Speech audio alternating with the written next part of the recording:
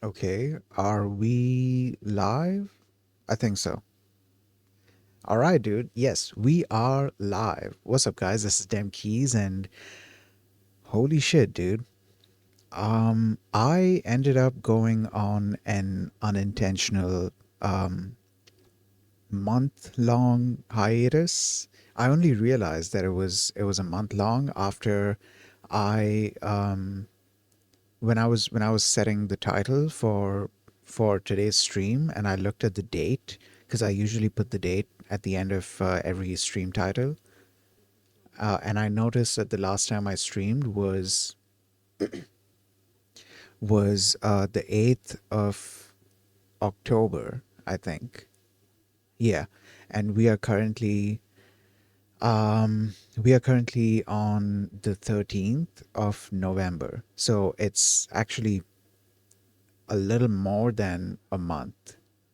And I have no idea how an entire month just got away from me.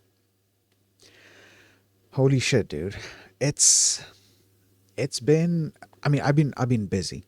I've been busy. Each time I end up taking a hiatus, I come back and say, yeah, I've been busy. But it's true. I have been busy. Now, I was kind of torn between whether I wanted to start this new 5-day course that Kaggle has put out, or if I want to chat about what I've been up to for the past month. Um, I'm still not sure. That's why I'm currently streaming in the just chatting category.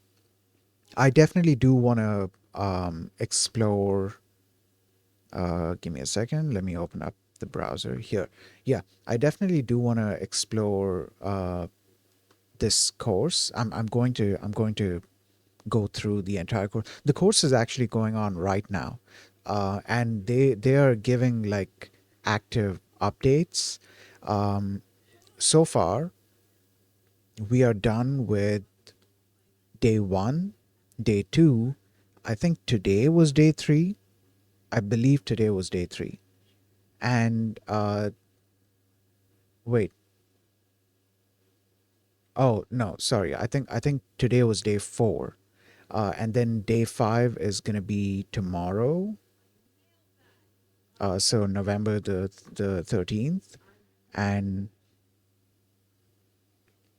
wait, I just realized that I said that today is November the 13th when I was talking about like how long it's been since my last stream. It is currently November the 13th, 1 a.m. for me for me right now. So November the 13th just started. But yeah, day five is going to be tomorrow, and then they have a sort of project that they've planned, that you can choose to participate in if you want. I believe it'll be to apply the knowledge that you have learned throughout this course.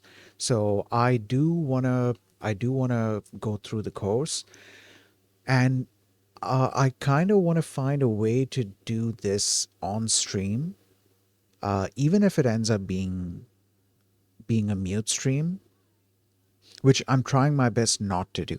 I'm trying my best to not have it be a mute stream, and instead, you know, be a whole lot of talking. But let's see how that goes, because dude, I need to find a way to keep on streaming, because otherwise I kind of go out of the habit of streaming, and then days just get away from me, and then this happens where I take an unintentional month-long hiatus, and then I come back and I'm like, I don't know what I don't know what happened. Now, I've been busy with a bunch of different things. The last thing I believe we had done on stream was the data science learning thing, the mini courses that Kaggle offers. I believe this is what I was doing last time. I don't remember exactly, but I did get kind of distracted, and in a good way. I got distracted doing other stuff, exploring other things. The good news is I have been making a bunch of progress with Rust, with learning Rust, moving into more advanced topics. I'm still learning through my, a while back I had set up a Gemini prompt for Gemini to teach me Rust by dividing up the syllabus into chapters and then going through each chapter one by one. And in each chapter, it would give me like exercises and stuff. First there would be an explanation, then there would be exercises that I could do, and all of this. Throughout all of this, it's supposed to keep in mind that each time I'm learning, like for each chapter, I'm only able to dedicate about an hour in a day. So I think what Gemini did then is it kind of calculated if specific chapters require a little more than an hour. I'm not spending just an hour. I said that in the prompt that I only have an hour, but I'm spending a little more than an hour. But the good news is I think Gemini does actually calculate that, okay, if so and so chapter has so much information that it could possibly take more than an hour, it's not going to try and compress the entire chapter. It's not going to try and simplify it either. What it does is it divides it up into 2 or 3 chunks. So it gives me a bunch of information and then says, okay, now we can practice this using so and so exercise. And once you're done with this, let me know, and then we can proceed further with this same chapter. And that's kind of what we did with the generics. I'm currently on the generics chapter. Actually, I'm currently on the traits chapter. I finished generics. I'm currently on the traits chapter. Also, I've been doing a bunch of research on various other Rust related things. Stuff like Ratatouille and ESP32 Rust and a bunch of deep learning related Rust things. And also, I was exploring creative coding. More specifically, okay, so it started with creative music coding. You have various frameworks and tools available for it, like Tidal Cycles and Strudel and a couple of others. I was looking into a bunch of these, and that then led me to a creative coding framework called Nano. Now, Nano is more for the graphics side of things, while what I was looking for previously was creative music coding, which I'm still interested in, but I'm going to be approaching it from like a different angle now. Um, what was I saying? Yeah, Nano. So I'm excited for Nano because there have been a bunch of graphics related things that I wanted to do in the past, which I really required not necessarily a game engine, but something that has game engine like tools, or something that has the tools that are usually offered by a game engine. Since I'm not using Unity all that much anymore, I could still like very easily fire it up on Linux. I could fire up Unity on Linux and create whatever I want to, but instead I wanted to try exploring frameworks and tools and libraries and stuff that are available in Rust to help me accomplish that. So one, if we're talking about a game engine specifically, one very famous tool slash framework slash pretty much game engine available in the Rust ecosystem right now is Bevy, and Bevy is being actively developed. There's lots and lots of improvements being done. There's a lot of there's already like a solid foundation for the game engine. They've gotten to a point where they are currently also working on an editor for the game engine. So you have a GUI window in which you can, like, create your scene and visualize your scene and stuff like that. So it's a pretty mature tool. Well, I don't know if mature is the right word to use at this point in time. Though I would say, considering how long this tool has been in development, this framework has been in development, I would say, yeah, it's, well, okay, maturing. Okay, okay, we can move away from the term mature, but it's it's a continuously evolving ecosystem. It's currently being actively developed, actively maintained. So it's a good choice. I did explore it for a little bit, but I didn't really go too deep into it.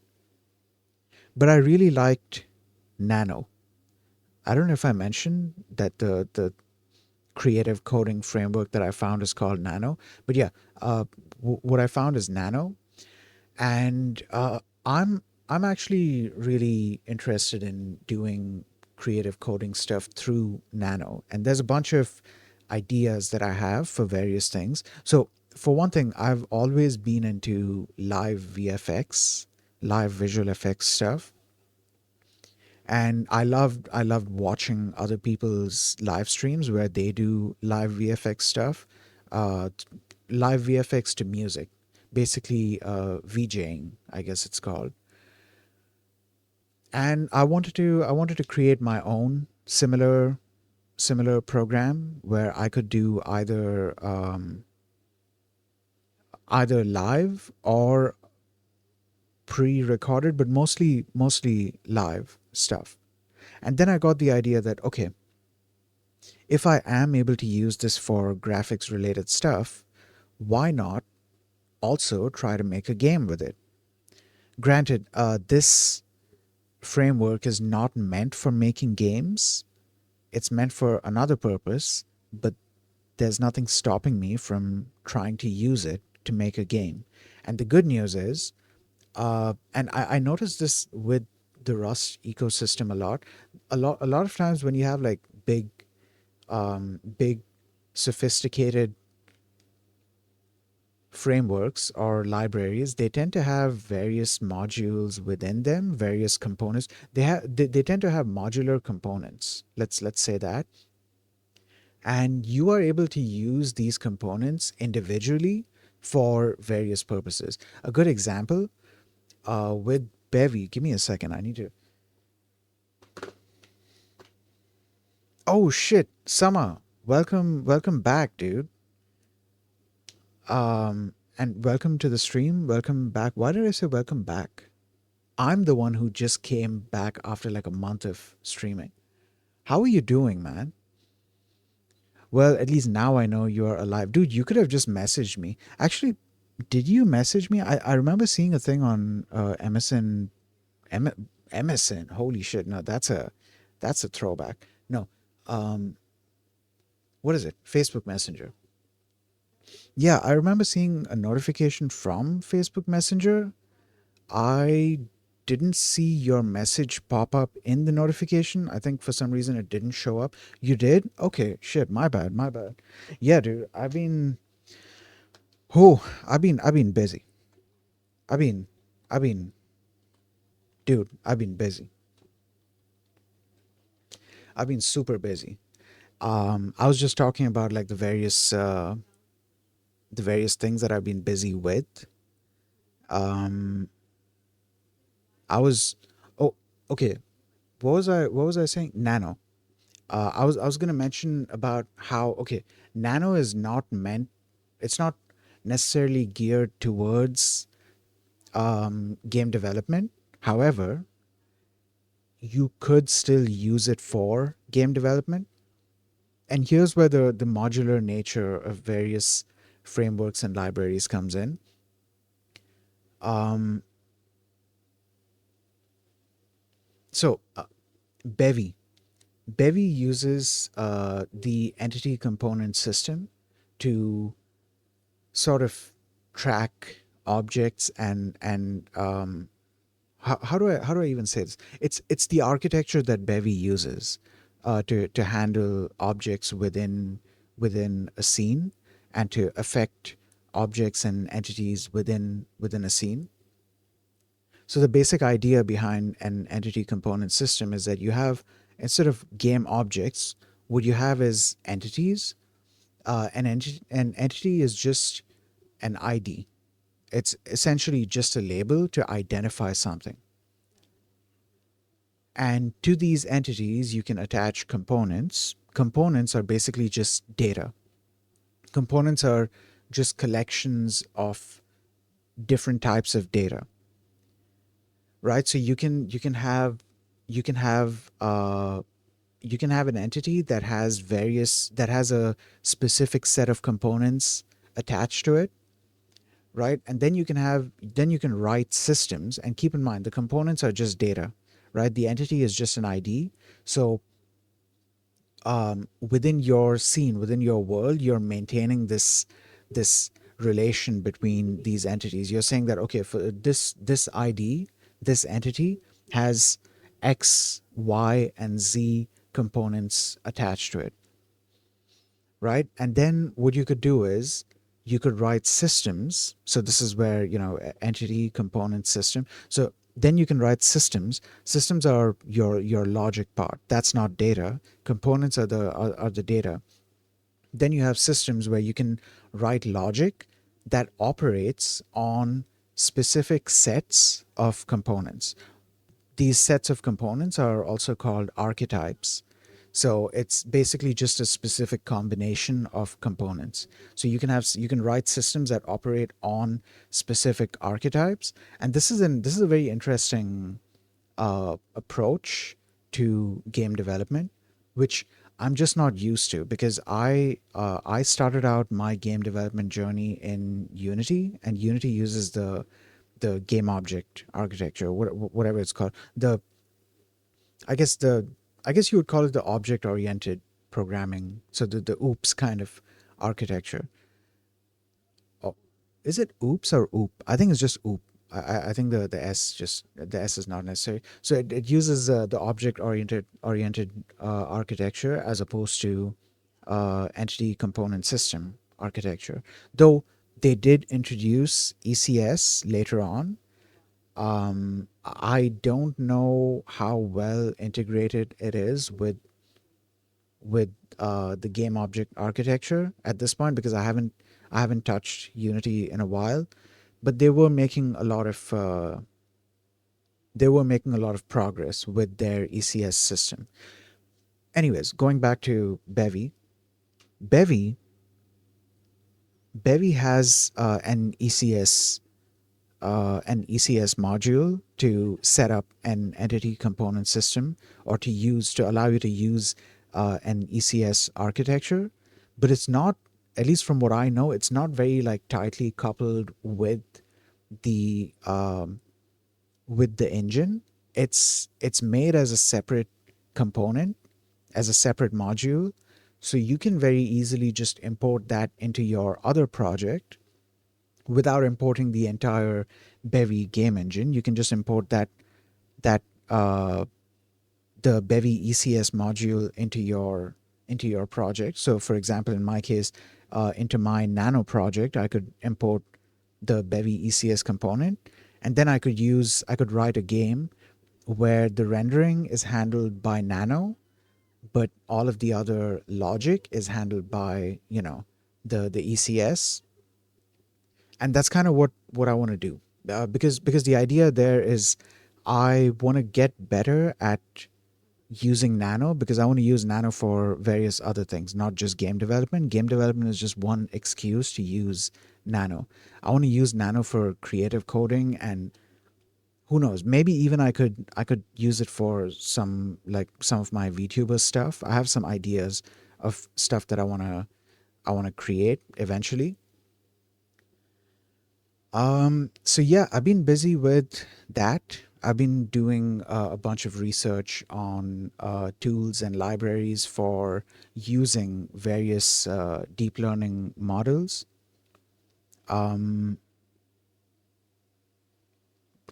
I guess that kind of tells you the how the entire month just kind of got away from me.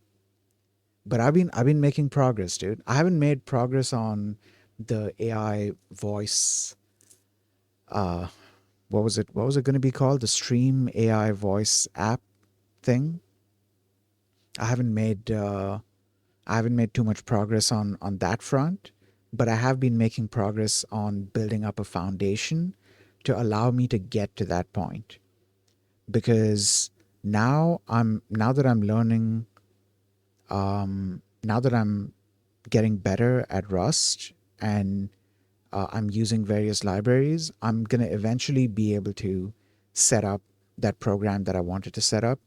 I do need to get back into learning Ratatouille. Oh, oh, oh, damn.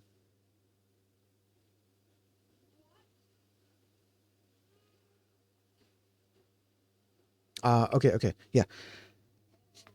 So, um, what was I saying? I think I was talking about, I think I was talking about Ratatouille. I need to move forward with learning about Ratatouille because that's the TUI library that I'm going to be using to build the TUI for this Stream AI voice app. Um, yeah, yeah. What more? I was busy with a bunch of other stuff. Cause like, okay, dude, I kind of need to catch up. I'm really struggling to catch up. Well, not struggling, but I'm trying my best to catch up with the various with the latest like tools and libraries and stuff that are being used um, for AI development, while also actively learning AI development myself. Like there's these two things that I'm doing. I'm learning how to build AI models, but I'm also learning how to use AI models, like ready-made AI models. And in between these two things, in between learning how to build a model and learning how to use ready-made models, you have another subject that comes in, which is fine-tuning ready-made models, which is also something that I'm trying to learn to get better at. Actually, there was a course on this that I kind of pushed aside after doing it for a bit. There was hold on, I forgot what it was called, but it was a course by Hugging Face. Let me see if I can bring that up. Hugging Face course. Hugging Face courses. What was it on? Was it the AI agents course? No, no, it wasn't. It was it the NLP course? The Hugging Face course on Transformers. No, no, that's not what it was. Was it the LLM course? I don't remember, dude. The Hugging Face course on Transformers. This repo contains the content that's used to create the Hugging Face course. The course teaches you about applying transformers to various tasks in natural language processing and beyond. Along the way, you'll learn how to use the Hugging Face ecosystem, which is transformers, datasets, tokenizers, and accelerate, as well as the Hugging Face hub. It's completely free and open source. Okay, was it this? I don't think it was this though. Then there was something called the LLM course. There was something specific to fine tuning. I can't remember what the name was, but there was something specific to fine tuning. Let me look up fine tuning. Uh, okay. Yeah, supervised fine tuning was part of that. So let's take a look at that. I think it was I think it might have been the LLM course. Maybe. Maybe it was the LLM course. Give me a second here. Actually, yeah, I just realized you guys can't see it. Understanding NLP and LLMs. Okay. Um, Chapter 5. Okay, chapters 1 to 4 provide an introduction to the main concepts of the Transformers library. By the end of this part of the course, you will be familiar with how transformer models work,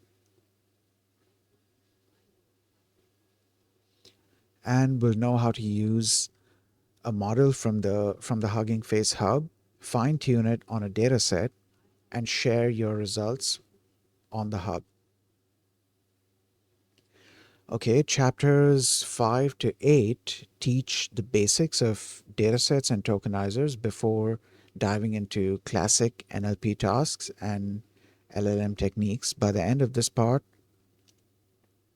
you will be able to tackle the most common natural language processing challenges by yourself. Was this, hold on, was this the one? I can't tell if this was, because I do remember supervised fine tuning being a thing there. Okay, here we have transformer models. Okay, then using transformers, fine tuning a pre trained model, sharing models and tokenizers, the datasets library, tokenizers, classical NLP tasks, how to ask for help, building and sharing demos. I feel like I need to take a second and maybe uh hold on. Where do I do that from?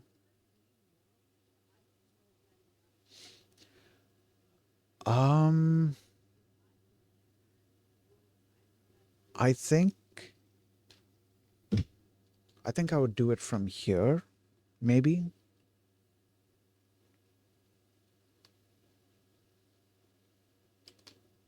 Yeah, I think I would do it from here.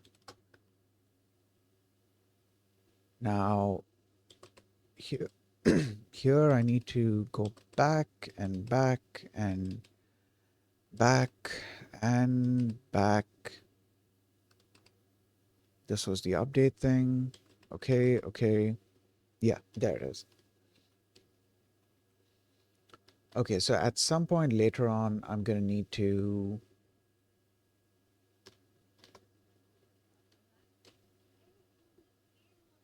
Okay, so right now there's a couple of courses that I need to. Okay, so courses to learn. Okay, um, we have the 5 day. I I don't know if I'm gonna be going back to that at this point, but I'm just adding it to the list.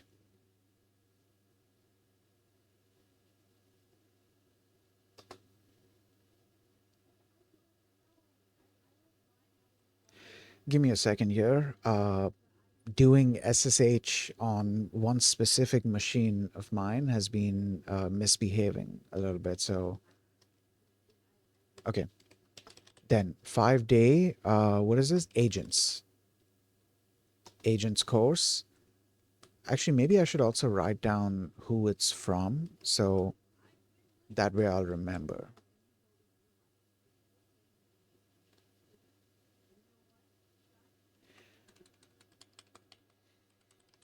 Give me a second here.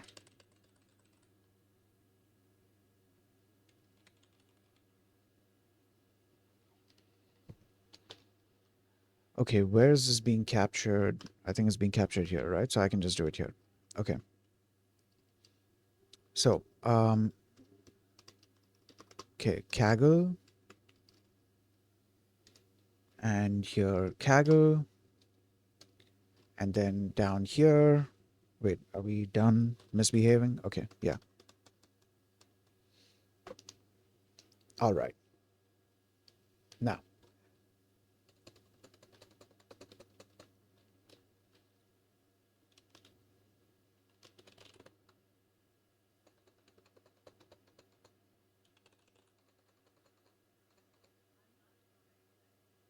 No, I guess we are not done misbehaving.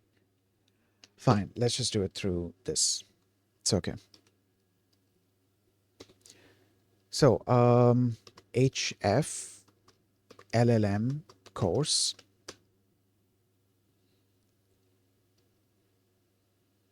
right? What else? So far, so far we have these three courses. There were more. I'm pretty sure there were more courses on like these various different subjects. I can't remember what there was another. Well, I don't think I need to add the Kaggle mini courses. Okay, hugging face.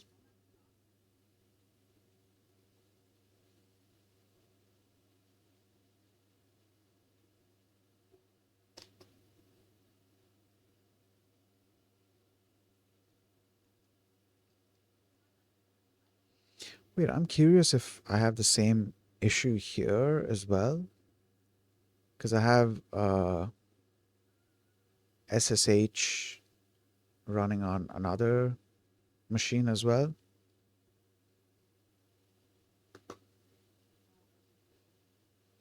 Just a second.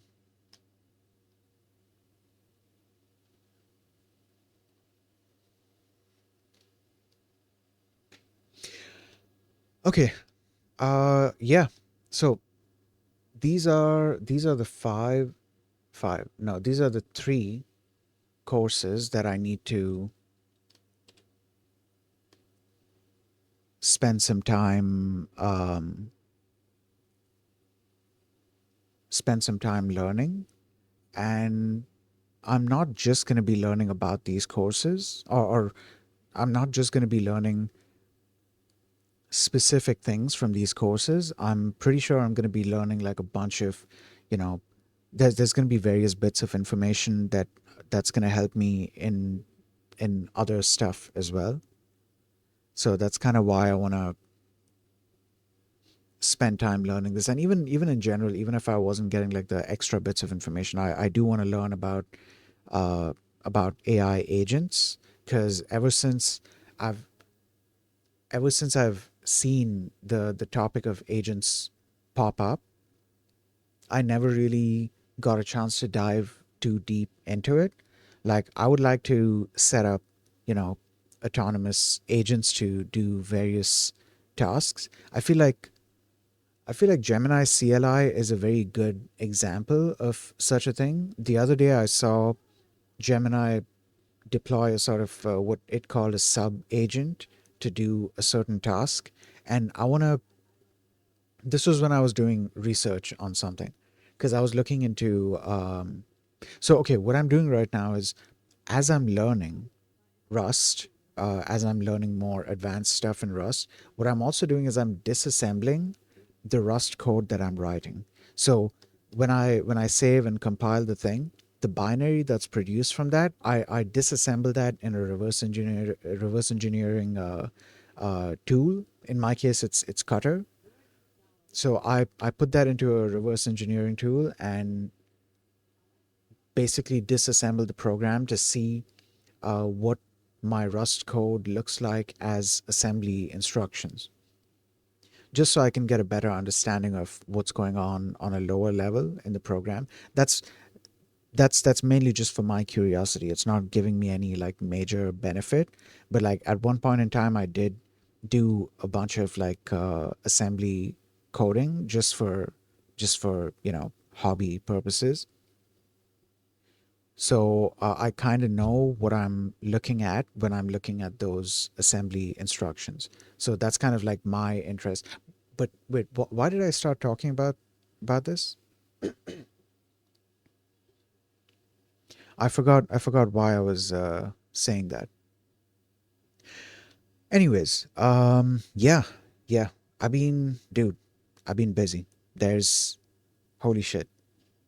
There's so much more learning to be done.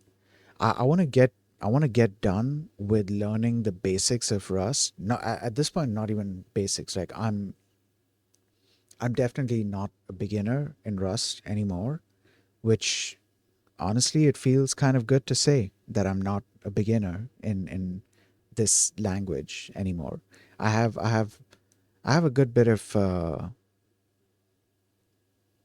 experience. Well, I mean, I don't know. I don't know if I would say I have a good bit of experience. I have some experience with it, so I'm definitely not a beginner anymore. But there's definitely a lot more that I could be learning about the language. So I wouldn't consider myself really experienced by any means. Where am I going with this? I don't hold on.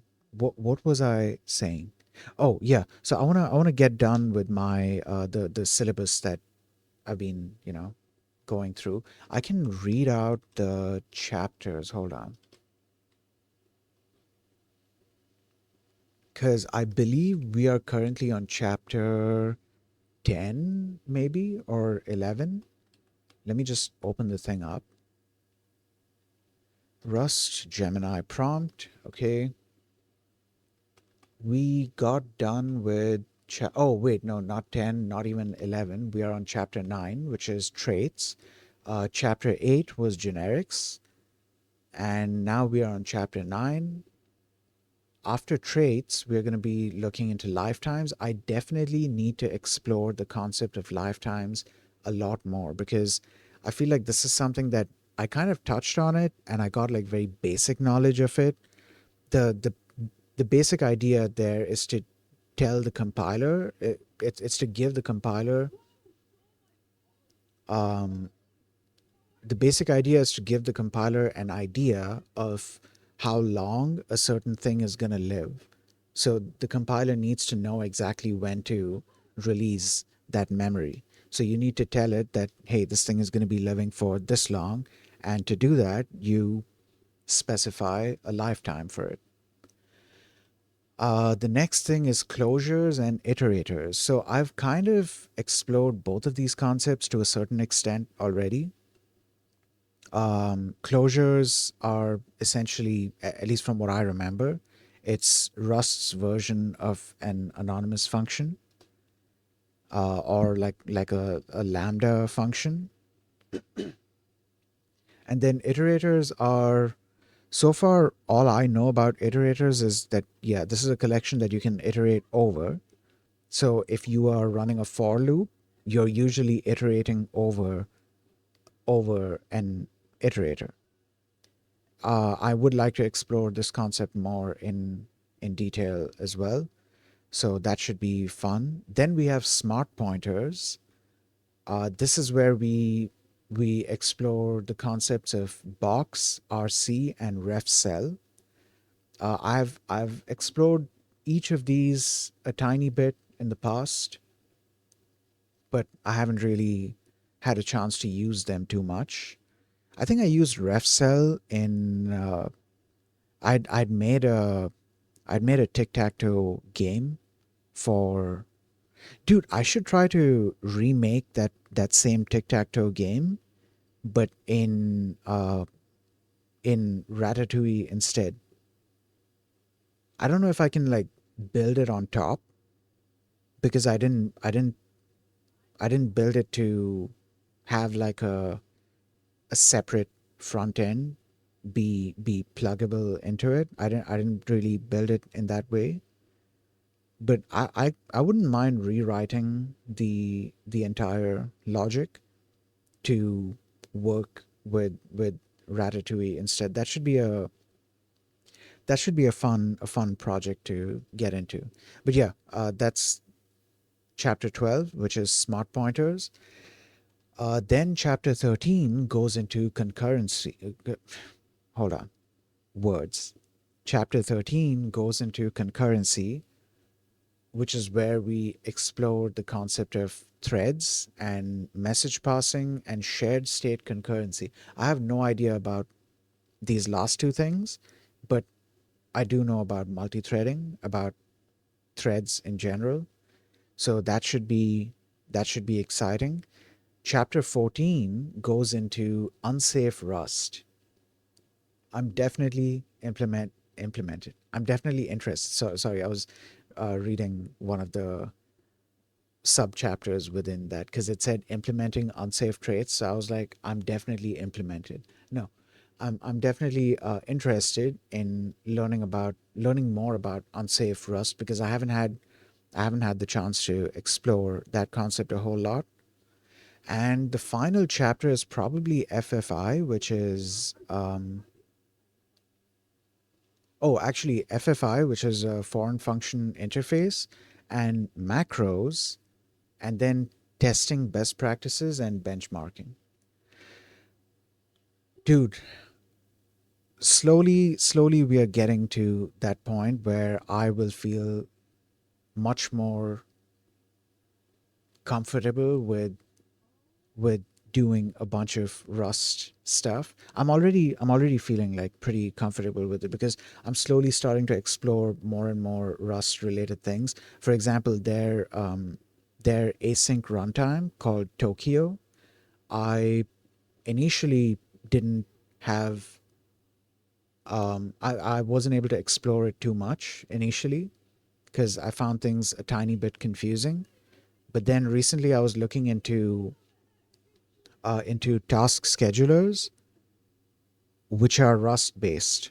So Ubuntu has, um, I don't know if this would count as a task scheduler, but I'm going to call it that. It's a tool called cron, which you can use to create jobs or create tasks and then have them be executed at specific times. Like you can specify when or how often a task should be done. You specify this using I forgot what it's called, a cron tab maybe. But yeah, you create a file. Within the file, you specify the jobs, and you also specify a string that tells it the timing, like how often it should be, or if it should be one off, or if it should be whatever time based things, like how when exactly it's supposed to execute that task, and then cron is going to do that for you. Now, I was curious about if there are actually other systems, other more newer systems that I could use instead of using cron. Turns out there are actually a bunch. But I was more interested in something Rust based, and I did find something Rust based. I think what I found was called Tokyo Cron Scheduler. I don't remember the name. Give me a second here. Okay, task scheduler. Let me take a look at the cargo.toml file. Yeah, it's called Tokyo Cron Scheduler. So this is something that caught my interest in the past like 1 or 2 days. I've been exploring this thing as well, and this is interesting because it's kind of interesting finding these different Rust libraries because you once you understand that there's so many like dude, modularity is very much encouraged within the Rust ecosystem. So you can find components within different projects and then try to put them together in your own way. So I could be writing a program to do something, but then I could add this cron scheduler thing into my own program to have a scheduler run jobs at specific intervals. And because it's Tokyo based, so you can actually use the Tokyo async runtime to do these tasks. Where was I going with this? I forgot how we got to this point, but yeah, yeah. I'm dude, I'm excited. I'm definitely excited. I don't know if I'm going to be going too deep into the last two chapters, which are chapter 14 and 15. So, Unsafe Rust and advanced features, even though I am very much interested in exploring the unsafe side of Rust. And I'm also interested in macros and foreign function interface. Foreign function interface specifically because I want to be able to um, have interoperability with other libraries. I want to be able to,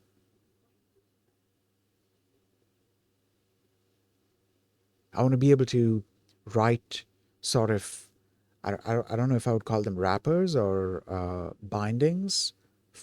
I want to be able to write Rust bindings for libraries that are written in, let's say, C, for example. But these are very advanced functions. You don't usually have to do that. Like in your day to day, you don't always have to do that kind of thing in regular Rust coding. It's usually a much more advanced concept. But yeah, yeah, I've been going deep into Rust. I don't want to step away from my data science journey. I do want to keep that going. So I need to continue my the Kaggle mini courses that they had, and I also want to explore, where is it? This, these five, these three courses out of which two of them are 5 day courses. The interesting thing about these courses is that they'll they don't teach you one specific thing. They help you explore a bunch of different things. Like I remember, I believe it was the LLM course that we had gone through, because I remember there was, no, no, it wasn't, no, hold on, small LM. Let me look that up. Let me look that up. Hugging face, small. What pops up? Is something gonna pop up here?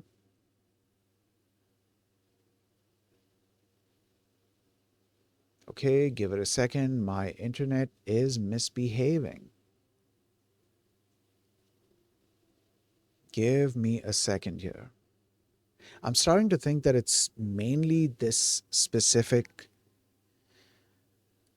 laptop.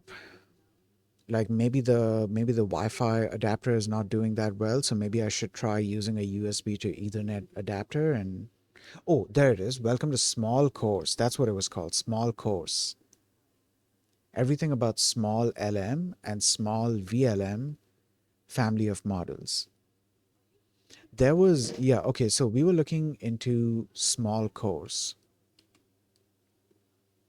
Welcome to the comprehensive and smallest course to fine-tuning language models. This is what we were looking at previously. Yes, I could bring it up here. The thing is, I'm trying my best not to do too many things here in this browser because things might freeze.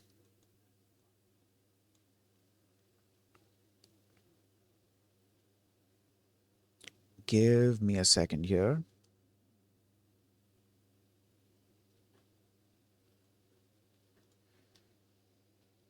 Okay, Hugging Face small course.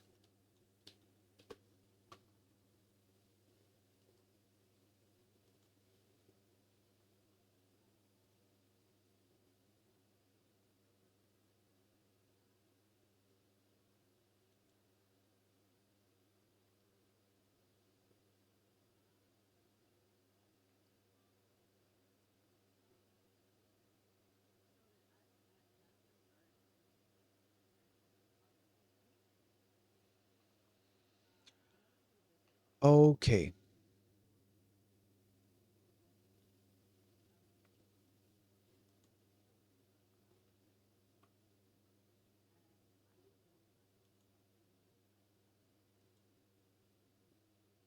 all right, here we are.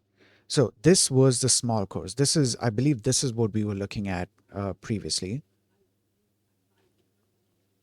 And there's something here that says This course is small but fast. It's for software developers and engineers looking to fast track their LLM fine tuning skills. If that's not for you, check out the LLM course. What to expect from this course: study instruction tuning, supervised fine tuning, preference alignment, evaluation, vision language models, and more.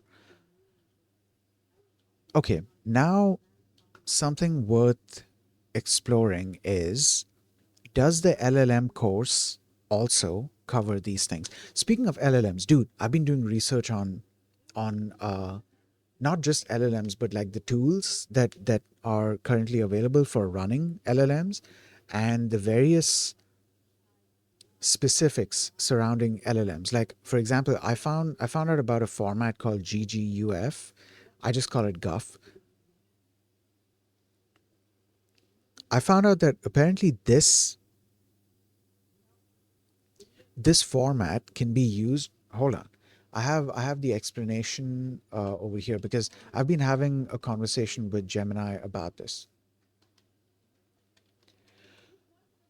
Okay, so what is GUF? Think of GUF, which stands for GPT Generated Unified Format. I keep saying GUF. Is that like a, I need to, dude, these days you can't really be sure if a word that you say might have some other meaning, and then it'll be a problem. Um,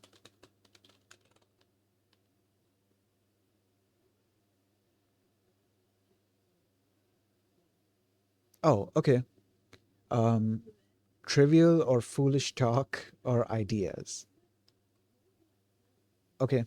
Guff, nonsense. Great. Awesome. So it's not something offensive. All right. So Guff.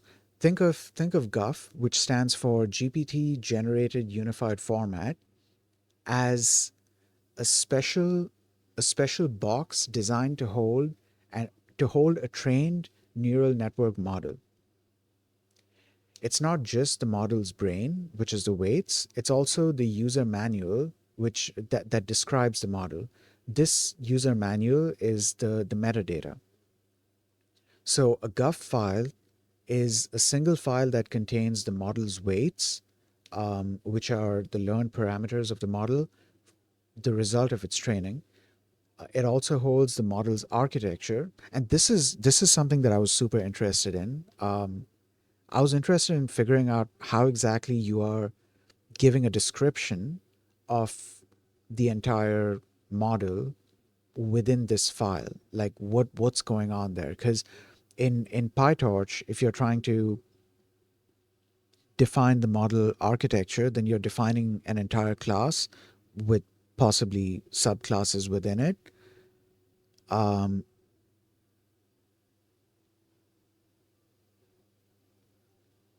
Give me a second.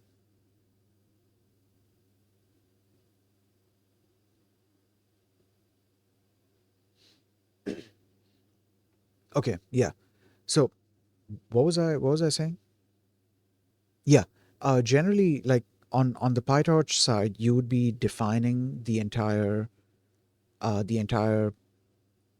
model using Python classes and stuff, right?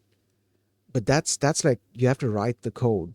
So unless you are willing to redefine that entire neural network architecture within some other code, you can't really run the same model, because when you're exporting the model, you're going to be exporting the weights, because generally it's not recommended to export executable code, because that ends up being like a security risk.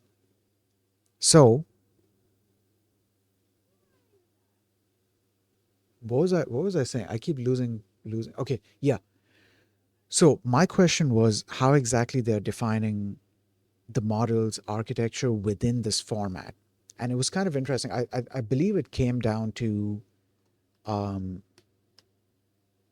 I believe it came down to it basically being a transformer based architecture, and because of that, you are able to um, define the architecture within this format. Because even within the transformer architecture, you have a couple of moving pieces, but within all of this is within the transformer architecture. At least that's what I remember. I need to refresh my knowledge on it because, well, I also need to finish reading the thing because I didn't finish reading all of it. This, I believe, this started with me doing research on Llama CPP and OLlama as well. I was trying to understand what these tools are exactly when it comes to, at least when it comes to running LLMs. What exactly do these tools do? Because it says Llama, right? So I was like, okay, Llama. As far as I know, Llama is the LLM. At least back then, I didn't, up until this point, I hadn't realized. Well, up until reading up on this whole thing, I hadn't realized that Llama is the architecture. Llama is a specific architecture. It's not just the name of the model. Llama is the architecture. Um, but yeah, where was I going with this? Yeah, so I had learned that, yeah, this tool was written in C++ to, or this library was written in C++ to be able to run so and so LLMs. But then I also found out that apparently you can run a bunch of other different types of models with it. So I was like, okay, how is that working exactly? How exactly are they adding support for that? And then I found out about Olama as well, which a lot of people seem to be using right now. And even there, even there, wait,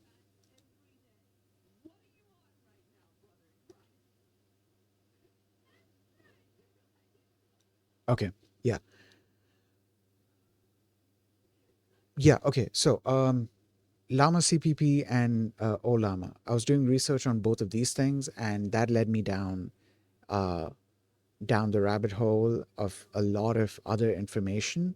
And I'm glad that I have this, dude. I'm glad that I started using Gemini CLI because I've been able to learn so much thanks to Gemini CLI. There have been so many instances where um, there was a specific library or tool or something that's open source, and I wanted to understand why something was being done in it or why it was behaving a certain way when I was using it. So what I would do is I would just clone the entire repo and I would say, okay, analyze this repo because I have it cloned now locally. Analyze the repo, and then I have some questions for you. And then I asked the questions after it analyzed the repo, and it was able to answer the questions for me. It is amazing, dude. It like holy shit. This is why I'm saying I've been busy this past month. I've been super busy. I just wish I was able to turn on the stream more often. And this is kind of why I really want to get my AI voice thing going, my TTS system going, because, dude, dude, there is so much stuff that I want to stream. Holy shit. There is so much stuff that I want to stream. I want to stream like all of the work and research that I'm doing, but there's this thing that I don't really want to do mute streams necessarily. I want to do as much talking streams as possible.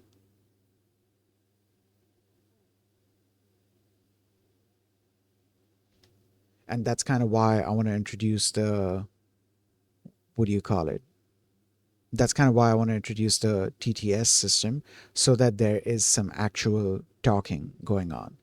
Though in that case, it's not going to be nearly as much talking as typing on my end, but I'll still try to get my, thoughts out there. I don't know. I don't know. Or I could just keep on doing the mute streams without worrying too much about like, oh, am I talking during the stream or not? I don't know. I keep like being indecisive when it comes to this because I kind of really want to talk during the stream, but I'm not always able to do talking streams. Yeah, I don't know. I don't know. Either way,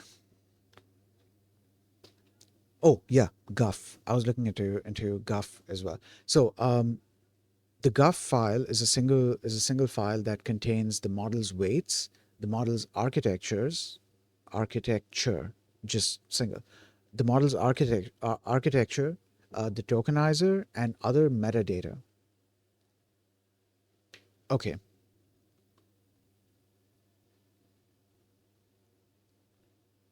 Oh, then I'd also ask the question: what exactly would be considered "quote unquote" architecture in Guff? In the context of Guff and neural networks, architecture refers to the blueprint of the model. It's design. It's the design that specifies what types of layers are used, such as attention layers, feed-forward layers, etc. How many layers there are, how the layers are connected to each other, and other design parameters of the model. Then I had also asked the question, what kind of architecture is it using specifically? So the answer to that was Guff is most commonly used for transformer-based architectures. The vast majority of modern large language models, like the Llama, Mistral, GPT, dude. Okay, this is another thing that led me down this rabbit hole, down this path of research. I was trying to find models that I could run locally, um, even if even if they're like, well, I kind of want them to perform well, but like I also need them to be lightweight.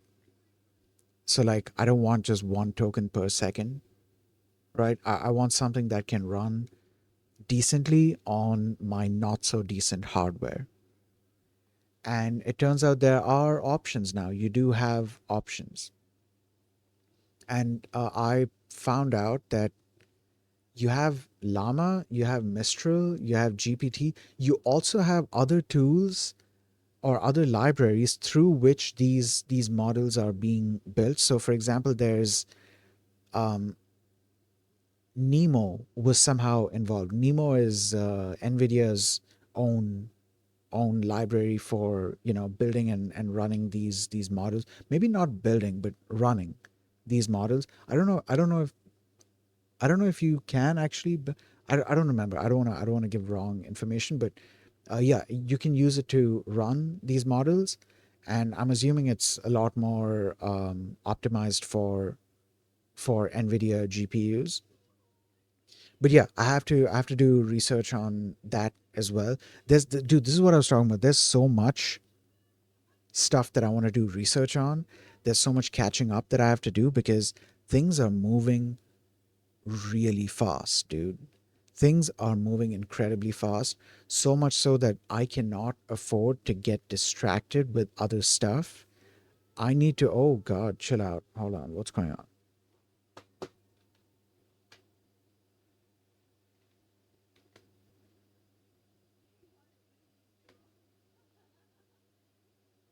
Okay. Yeah.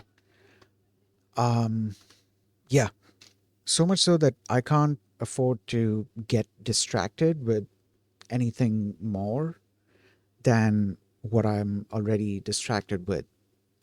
Um, even on the Rust side, there's a bunch of like deep learning related stuff that I want to look into. There was one library from Hugging Face. I believe it was Candle, not Burn. I believe it was Candle. Yeah, I think Candle is the library by Hugging Face, and Burn is a separate deep learning library. I think it's pure Rust. I don't. Okay. Anyways, um, Candle is wait no is Burn wait Burn Rust. Okay, Burn is both a tensor library and a deep learning framework optimized for numerical computing, model inference, and model training. Burn leverages Rust to so and so. Okay, I'm gonna stay away from the pure Rust thing. I don't know if it's pure Rust because I know that it supports various backends, various other backends for, running inference and I think even for training and stuff. But yeah, okay. I want to look into Hugging Face Candle because Hugging Face Candle additionally also gives you access to a bunch of models that you would possibly have access to in Hugging Face Transformers. How can I get access to? Okay, wait. Let's do this.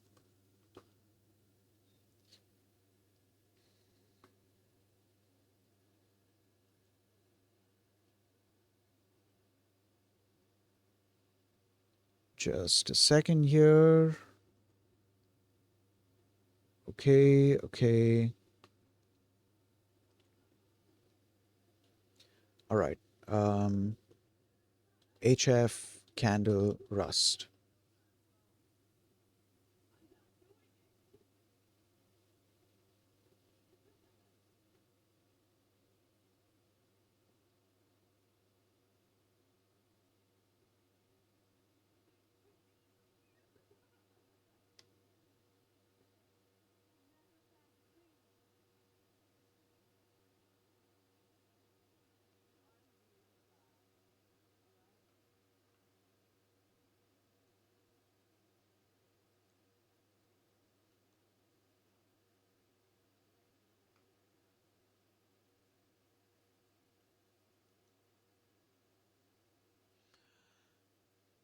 Sorry, zoned out for a second while I was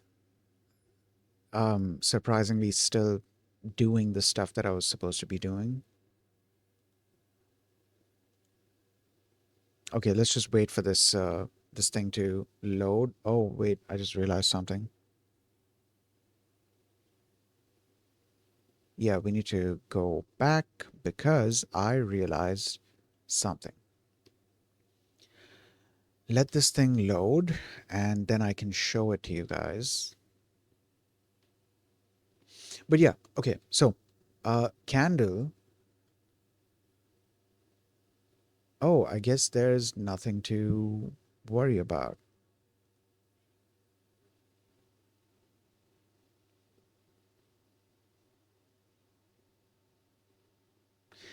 Actually, BRB, BRB. I will be back in a couple of minutes.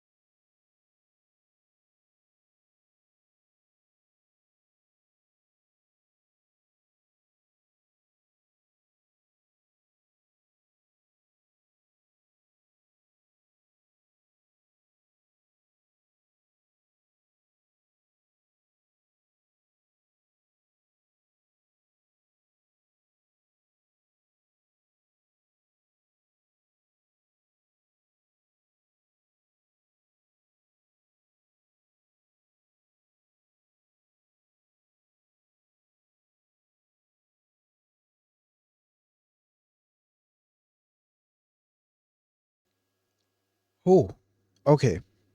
Um, I was about to say welcome back, but I'm the one that just came back. Either way, welcome back.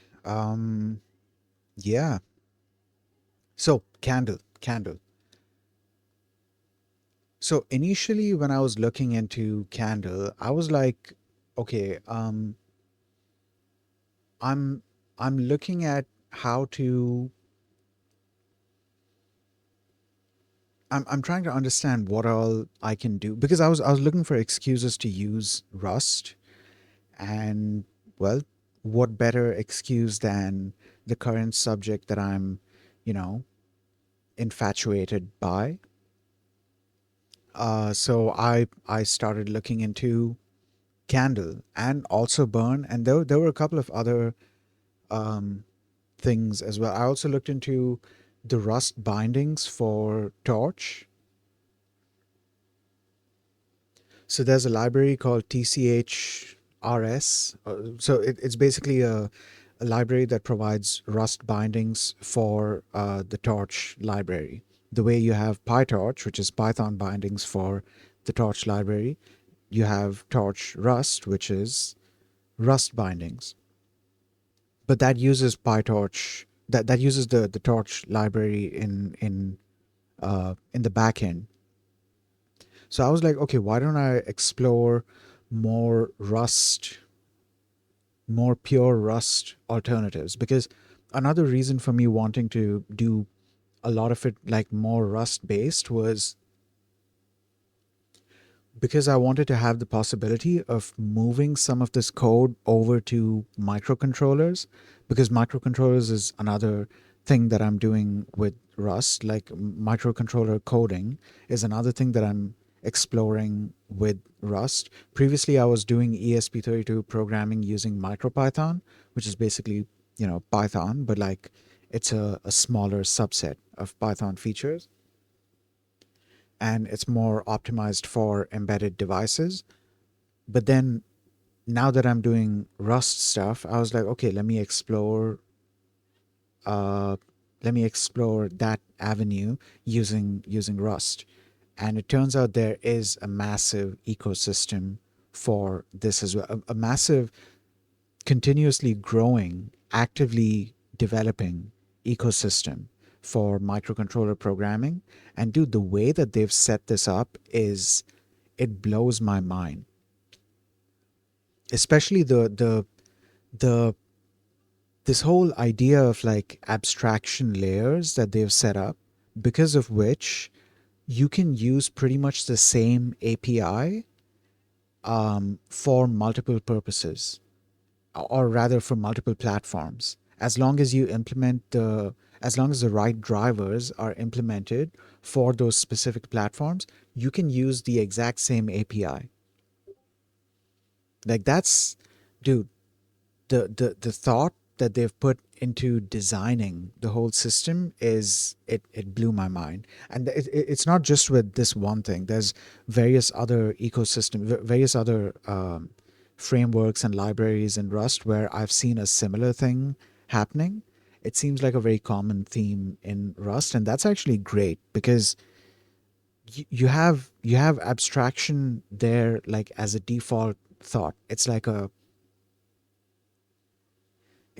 already on people's minds that okay, we want to have abstraction, so we have to design this in a way that we are able to abstract away the implementation details so people can implement custom things if they want to, or the community can implement those custom things, and the developers that are doing the higher level stuff, they would only need to use one API. They don't need to use separate APIs for separate platforms and separate devices and stuff. Anyways, enough gushing about the ESP32 Rust ecosystem, because I'm excited, dude. I'm excited to do so many things with ESP32 Rust. Holy shit! There's and like dude, I'm excited. There's so much stuff that I have to do with it. Dude, I'm excited. I should also look into since I'm doing it with with Rust, I should also look into the multi-threading aspect of it and also possibly Tokyo. Like, to what extent does Tokyo work on embedded devices? Actually, yeah, I could, you know what? Um, ESP32 Rust. Okay, let's just look up Tokyo. Demo of Tokyo running on ESP32 using ESP IDF. Okay. Using Rust with Tokyo on an ESP32 microcontroller is a viable approach for developing asynchronous applications, particularly those requiring network or I/O operations. Okay, Tokyo provides a robust asynchronous runtime for Rust, enabling efficient handling of concurrent tasks without complex threading models. This is beneficial for embedding systems like the ESP32, for embedded systems like the ESP32, where resource optimization is crucial. No STD versus STD. While many embedded Rust projects begin with no STD, using Tokyo typically requires an STD environment, which is supported on ESP32 through. No, okay, hold on, wait. If that's the case, no, then we need to find a different. Wait. So ESP32 Rust multi-threading.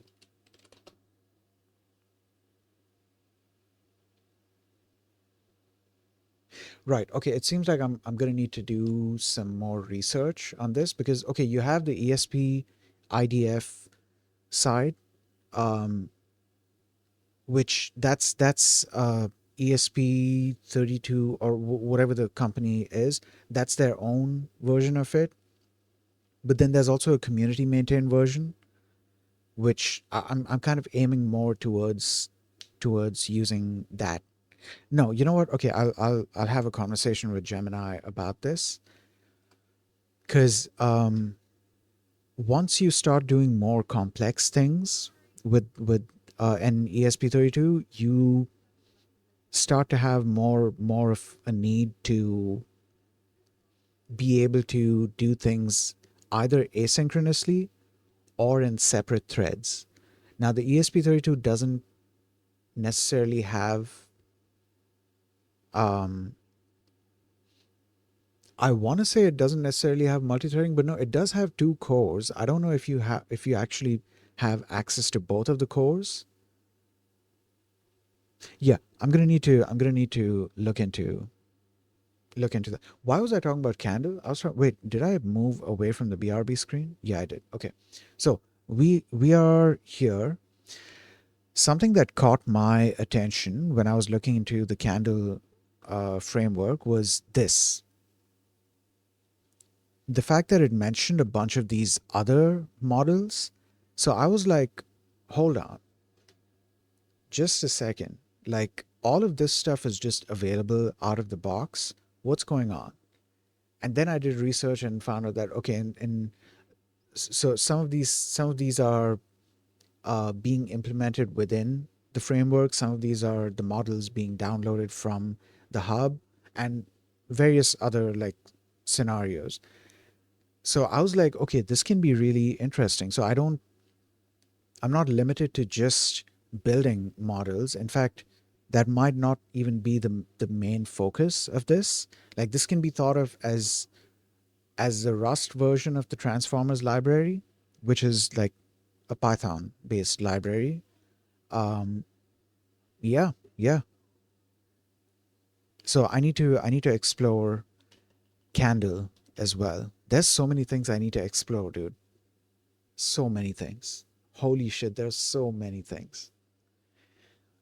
I feel like I keep getting hung up on the Rust thing. I need to finish learning Rust, and then I need to jump into Nano because I do want to work on my game dev project as well. And I specifically want to do it in Nano because I want to use Nano for other purposes as well.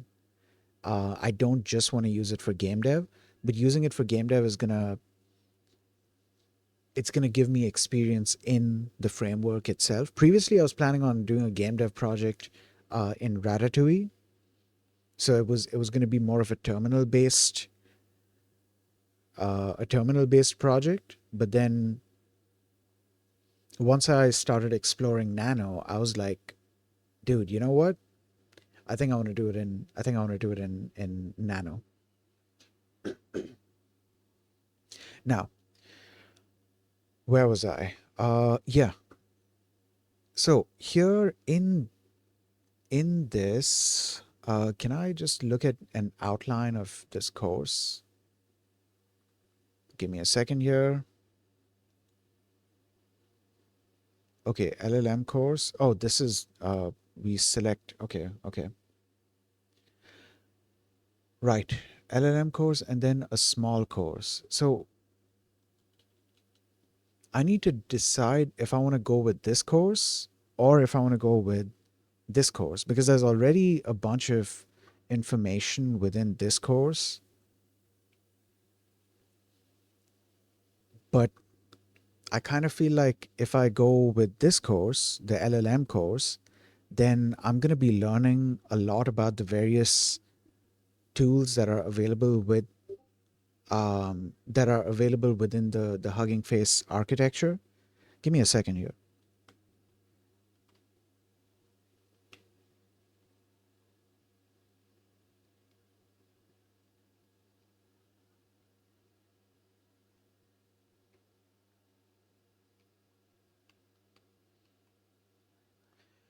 Okay, so where was I? Yeah. So I feel like going through this course, I'm gonna get to learn more about. Wait, why does this say certification exam? What? Hold on, I'm interested in this. Exam time. Sign into your Hugging Face account. Answer so and so. Okay. Wait, you actually get a certificate for this?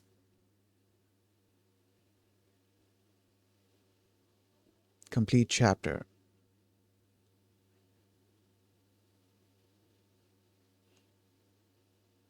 Build reasoning model. Oh, this is something that was added newly. Okay. No, you know what? Okay. All right. So previously I was like, okay, should I go for the small course or should I go for the LLM course? But I feel like going through the LLM course, even though there's like a shitload of information, like holy shit, um, I feel like I feel like I'm gonna get to learn a lot if I go through this course. So it's gonna benefit me. I'm curious about what's being explored here or what's being explained here. So give me a second here.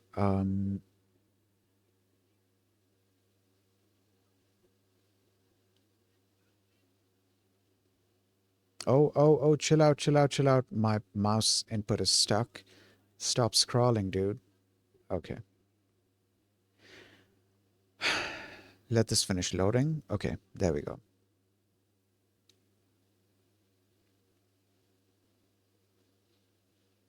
Okay, transformer architectures. In the previous section, we introduced the general transformer architecture and explored how these models can solve various tasks. Dude, another thing that I need to keep in mind is that I do need to go back to continue learning about the feed forward neural network, convolutional neural network, recurrent neural network, and transformer neural network architectures. I need to go back and learn all of these because so far I've only learned the feed forward neural network architecture. I haven't had the chance to explore the other three yet. And it's really important that I actually explore them because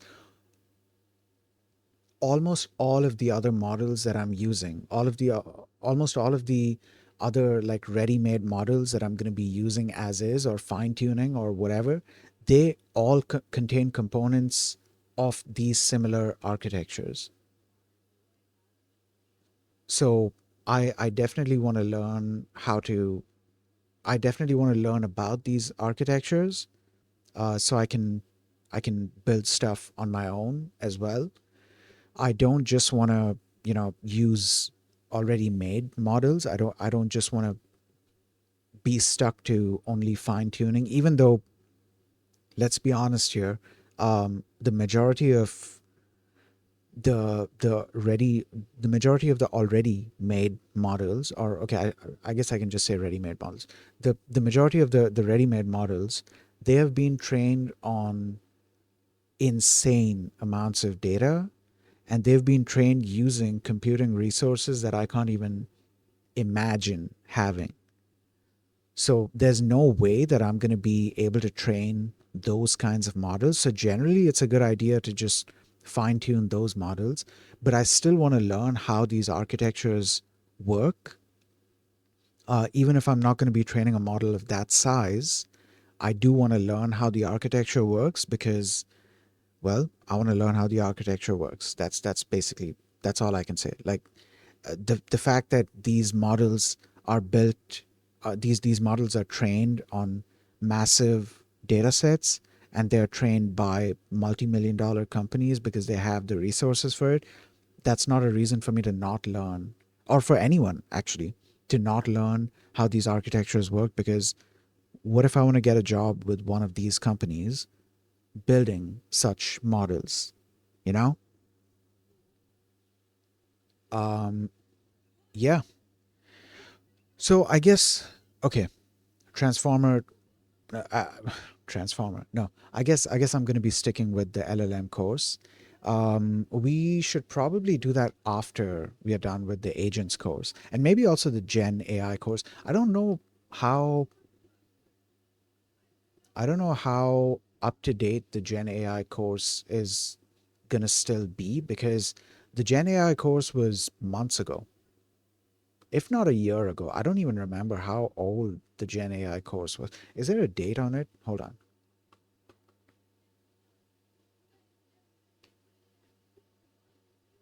Well, this is the okay. Let's go into learn.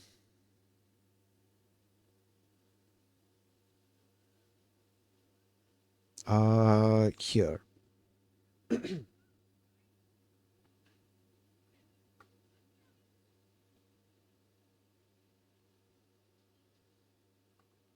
Okay.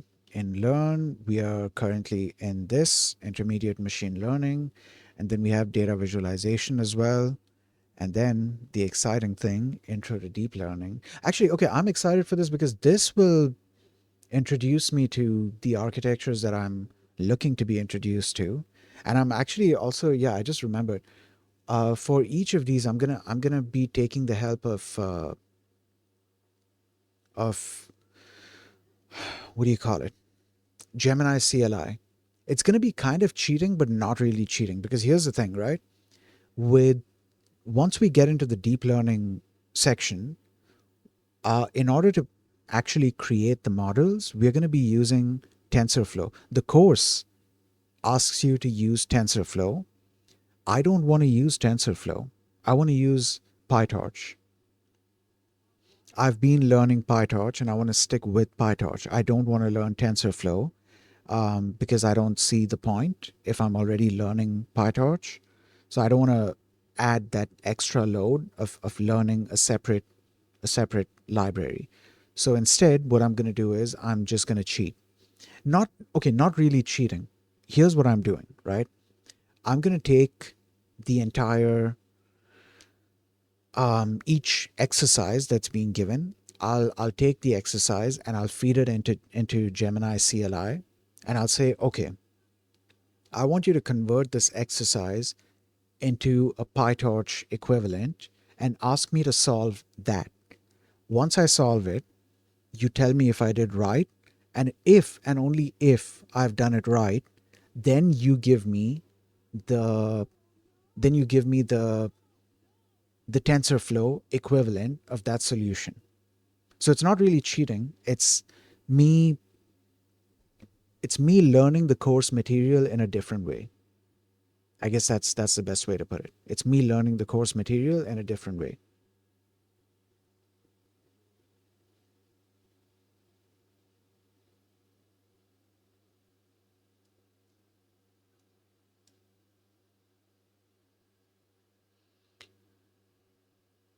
But yeah, yeah. I forgot where I was. Oh, Yeah, hold on. That's why I was here.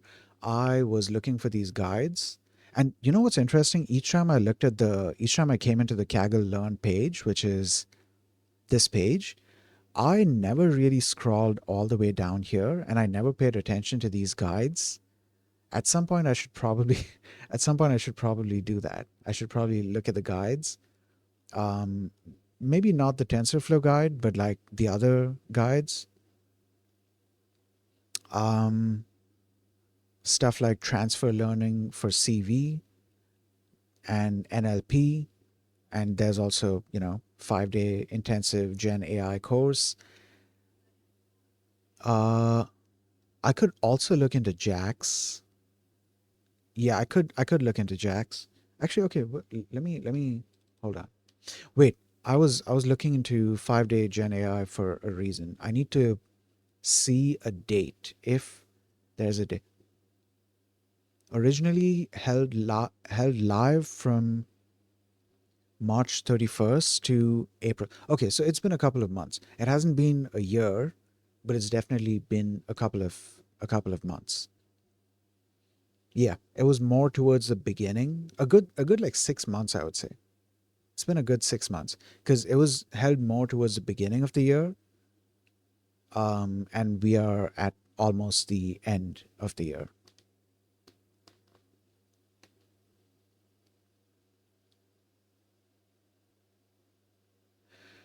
Today, you'll explore the evolution of LLMs from transformers to techniques like fine tuning and inference acceleration. You'll also get trained in the art of prompt engineer. Oh yeah, okay, okay. There's a reason why. Okay, yeah. This I don't think this information is outdated. Initially, I was worried about information being outdated, and that's why I wasn't sure if I should go through this course. But no, we should definitely go through this course for sure, for sure. Yeah, yeah, for sure, definitely.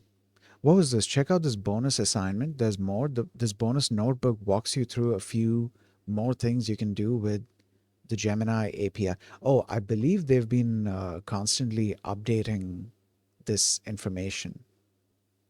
Maybe. I'm not sure. Because if the thing is being uh, hosted, I think the information is up to date.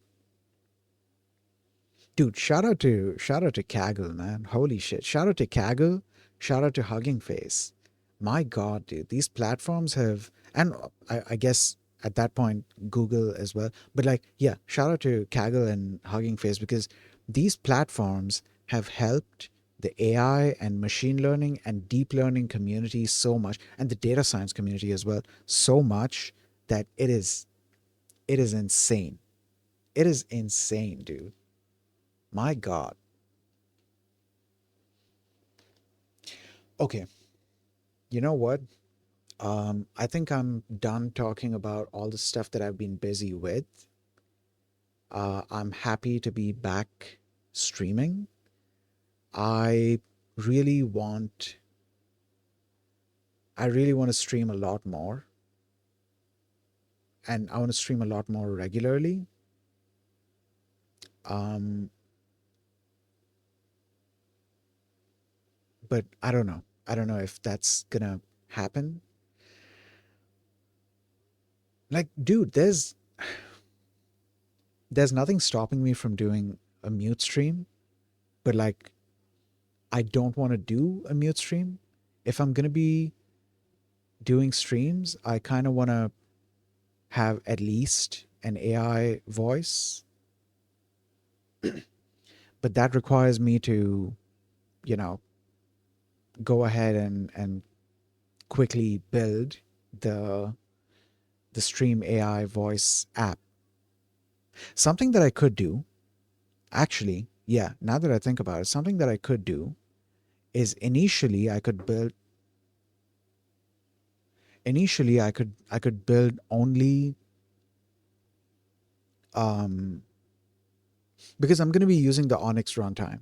Okay, straight up, I'm going to be using the Onyx runtime, regardless of where I'm running the model. I'm going to be using the Onyx runtime. I'm using Kokoro TTS, which is an amazing open source TTS model. And where was I going with this? Yeah. So they have also provided sample scripts to, or a sample script to they have sample scripts for various things. One of the sample scripts is for showing you how to export the entire model to the Onyx format. And then you can, once you've exported it to the Onyx format, you can then run it on basically any platform that supports the Onyx runtime. Any platform that's running the Onyx runtime can then load up this model and run it. I believe it's as long as the versions match. So I'm gonna need to look into the whole version thing. But yeah, other than that, you're good. You don't need to worry um, about a whole lot of like portability issues. And additionally, the Onyx runtime, by default, it's multi-threaded. And it has both in there was inter-op multi-threading and intra-op multi-threading as well. Intra-op multi-threading was basically when operations get broken down into smaller operations so that they can be multi-threaded or at least vectorized to a certain extent. And then interop operations are when like bigger chunks, bigger like graphs can be offloaded to different threads if the runtime deems that, this kind of an offloading is gonna somehow give us a benefit, then it's gonna do that. So by default, there's gonna be multi-threading enabled already. My whole thing was that I wanted to make a distributed version of the app, but at the moment, I don't have, or at least I don't feel like I have the required knowledge to be able to, make that kind of an application quickly. What I can do is work on just a standalone, like a one machine operation instead of a distributed operation, and I could use multi-threading for I could benefit from multi-threading at the moment. Later on, I could probably benefit from the distributed nature of the application once I've actually made it distributed. But for now, at the very least, I'm going to be able to benefit from multi-threading. I could also look into offloading it to the GPU. This just occurred to me. I could also look into offloading it to the GPU to whatever extent it's possible, because um, the machine that I'm currently streaming off of, this machine does have an NVIDIA GPU. So if I'm able to offload it, I would love to. I need to look into like if that's actually going to work, or is this GPU like way too old to be able to do it? Even if it's not able to do it, I could still benefit from multi-threading on the CPU at least if I'm not able to offload it to the GPU. But yeah, yeah. Um, I should note this down. Give me a second. Um, okay.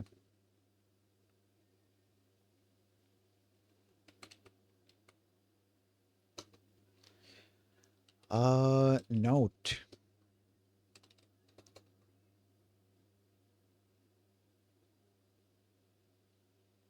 No, wait. Didn't I didn't I have a different? Yeah, okay. Okay. Oh, give me a second. This thing is misbehaving again. Give me a second. Let me switch the keyboard and do it through here. Okay, much better. Right. Now, what did I note down here? New approach, Python plus Rust. We are not doing that anymore. Versions, multi-threaded and distributed. Use multiple threads on same machine, and okay, we don't need to. Actually, okay, we can.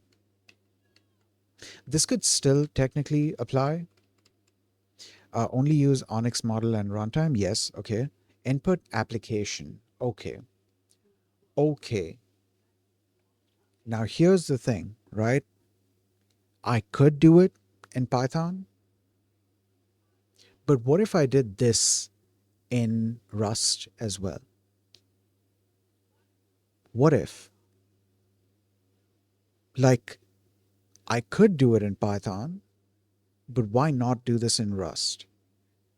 The server doesn't need to be in, yeah, the server doesn't need to be in Python anymore. We can delete this and delete this. Input app will now be in Rust.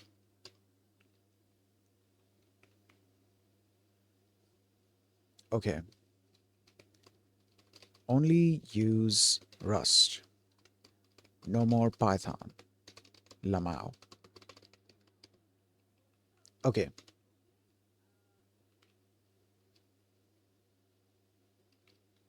All right. What did these say? So this says use multiple threads on the same machine. Okay. Research how to use same Onyx runtime for multiple child processes. We don't need that anymore, actually, because we are not doing Python. We also don't need multiprocessing and subprocess modules because we are not doing it in Python. So the research here should be how to use same Onyx runtime in Rust for multiple threads. This is an interesting one because I remember reading that apparently the Onyx runtime in Rust is thread safe. So you could use the same runtime in across multiple threads. I don't know how you'll go about doing that. Like the same runtime can load up multiple tasks. I don't know how that whole thing works. I'm gonna have to look into that, which should be exciting because we're gonna be exploring how Onyx works. And then what's here? Use server on one machine and multiple worker nodes on other machines across the network. Yep. Okay, we could still do that. Worker. Multiple worker nodes on other machines across the network. Yep, we can absolutely do that. Um, we do not need possibilities anymore. Actually, I'm curious about what I wrote down. Dude, shout out to the developer of Hacker Mind Map. That's this application that I'm using because holy shit, this has been helpful for me in so many different ways. Like so many different ways. There's a separate mind map that I maintain on another machine in which I have like a whole bunch of information, important information, so I don't forget later on. There's so much information that I've maintained there, and like this kind of tree-like structure is actually really helpful for me. Okay, so what was this? Could try using Torch to run PyTorch model. Okay, we don't need to do that. Python plus Rust. Mainly going to be dude, it's interesting how before even building the application, I've gone through so many different versions of what this application is going to be like, which I guess it makes sense, right? Because like on paper you have to write down the ideas first. Okay, types: simple app, multi-threaded app, and distributed app. So we can get rid of simple app because the multi-threaded app is what's going to be the, you know, it's what's going to be the, what do you call it? The multi-threaded app is what's going to be the simple version of the application. Okay, running Onyx model in Onyx runtime in Python. We don't need that anymore. We do need the Rust one. We need to look into Rust multi-threading. Exporting PyTorch model to Onyx. We already know how to do that. PyTorch Onyx versus no Kokoro TTS PyTorch versus Onyx performance. We are not going to care about that because I'm going to do Onyx regardless. Okay. Okay. All right. Now this doesn't need to be called new approach. It can just be called approach. Awesome.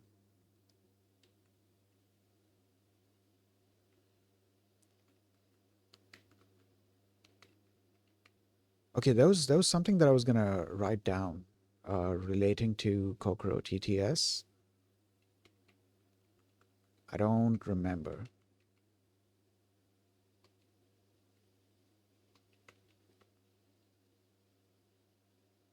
Okay, yeah, whatever. Right. Okay, so this is great. So we just figured out how to kind of speed up the process of creating our, or well, we figured out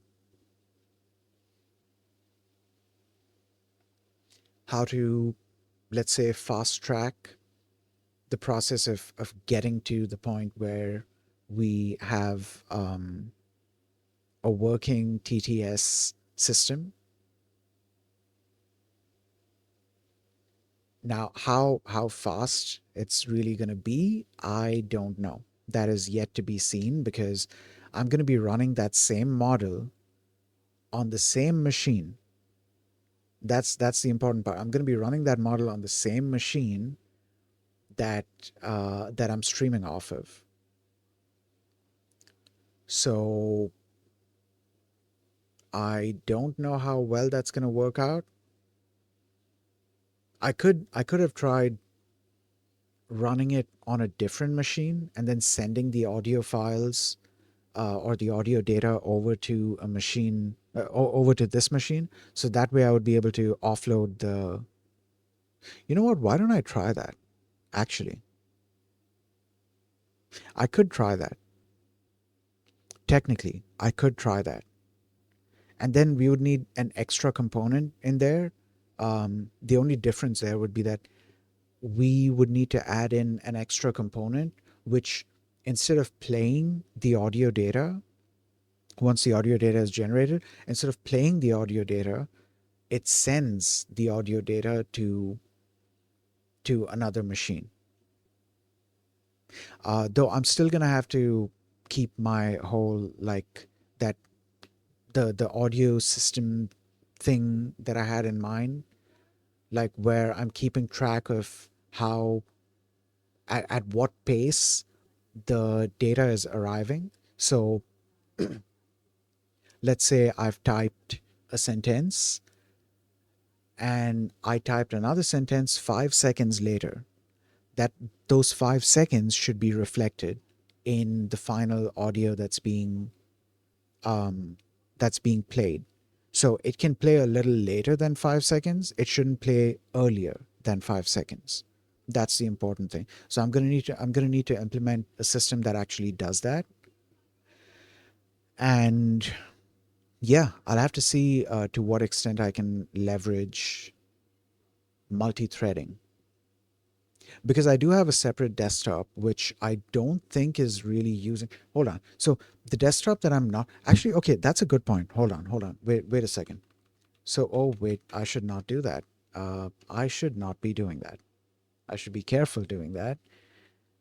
Okay, let's just take a chance here. Okay, okay, okay. All right. Okay, so this is btop. Give me a second here. Okay, so I have btop running here. And at the moment, the only thing that btop is not btop, the only thing that this machine is doing is it is streaming. It's using OBS to stream the RTMP feed from this machine over to another machine on the local network.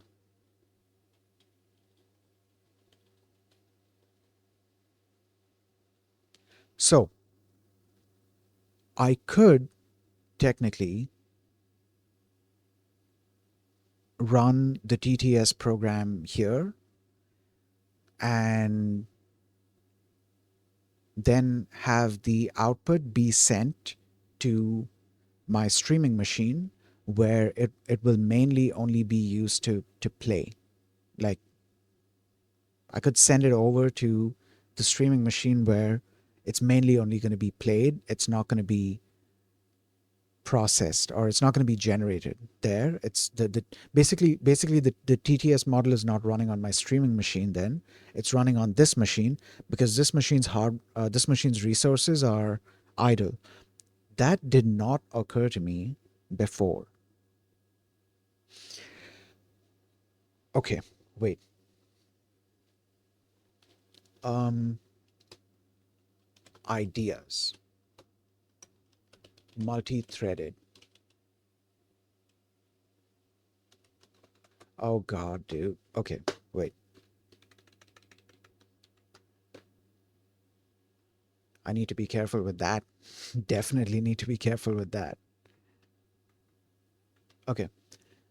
What was I? Yeah, multi-threaded app, and then distributed app. Now, for the multi-threaded app, the idea that I have is um, input.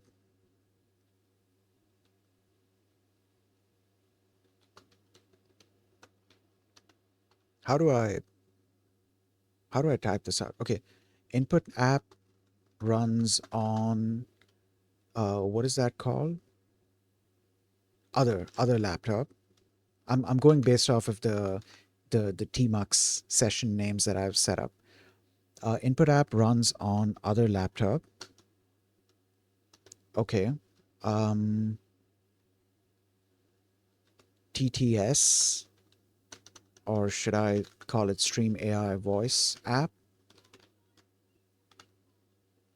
runs on other desktop. Actually, no, I should call this as, I believe I do call this the Stream desktop, even though well, yeah. I mean, I was about to say I don't stream off of the desktop, but like, kind of do in a way. Um, Lots of idle resources on there, lol.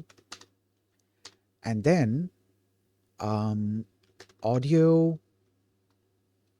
What should I call the audio playing app?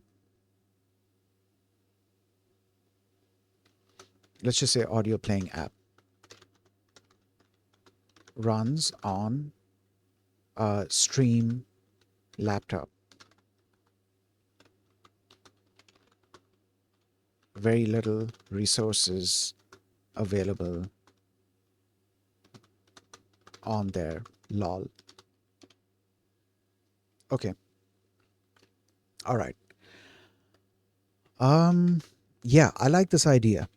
I like this idea. Let's get rid of the space here. I think the thing is done lagging as well, so we should be good here. Yeah, we're good. Okay. Um, audio playing app. I should give it a different name, something that says that it's part of the Stream AI voice app.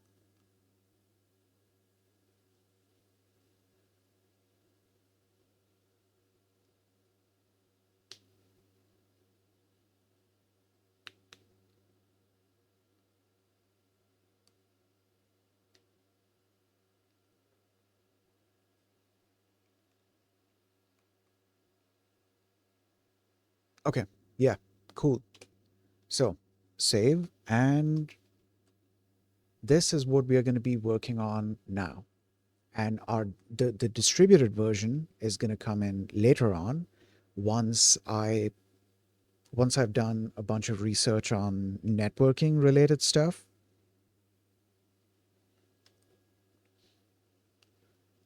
Um, yeah, yeah, because it's going to be, I'm going to have to see how to, actually, dude, there's something that I could use. I just realized that. So there's a protocol that I was reading up on called Quick, QUIC. And apparently, this protocol is meant to perform the same way as TCP, um, perhaps as good as TCP as well, but all while running on UDP instead. So Quick runs on UDP, but it's supposed to be a good. It's supposed to. I don't know if it's meant to be a replacement, but like it's supposed to be as good as TCP. So I could use Quick. I could look into using Quick. I could also actually for this specific purpose, I need to look into. Let me talk to Gemini to get ideas for which protocols I should be using. Because initially, what I was going to use, just because it's a lot simpler, I was just going to use WebSockets because you can easily set up a server um, and then have clients connect. And once the connection is established, you can have fluent communication or fluid communication between them very easily.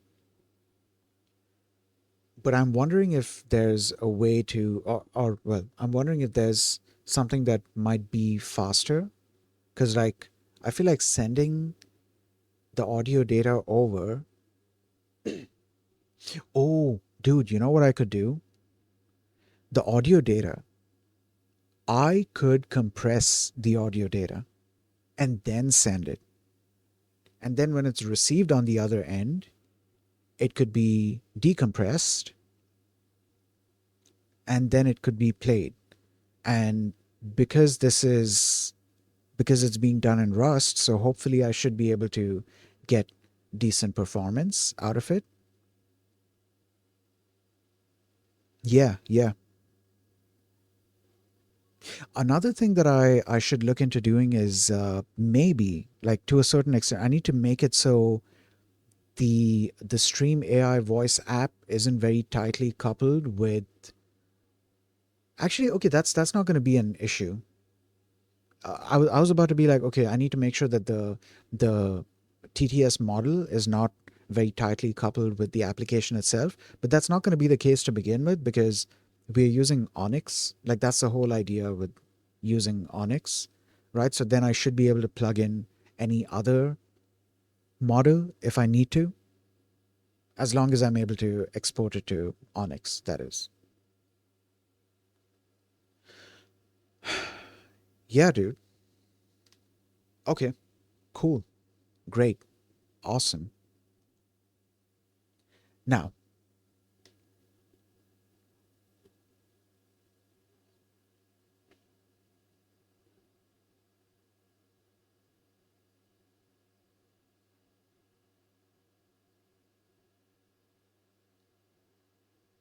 what was I what was I doing? Hold on. Okay, right. So, 5-day AI agents intensive course with Google. So here's what we're going to do. I'm going to refresh this page so that you get to see this nice image here, and then we're gonna read this page. Not the entire page, but at least the initial thing, because pretty soon we're going to be starting. Dude, I'm hoping tomorrow. I'm hoping. I don't know. I'm hoping that tomorrow we're going to start.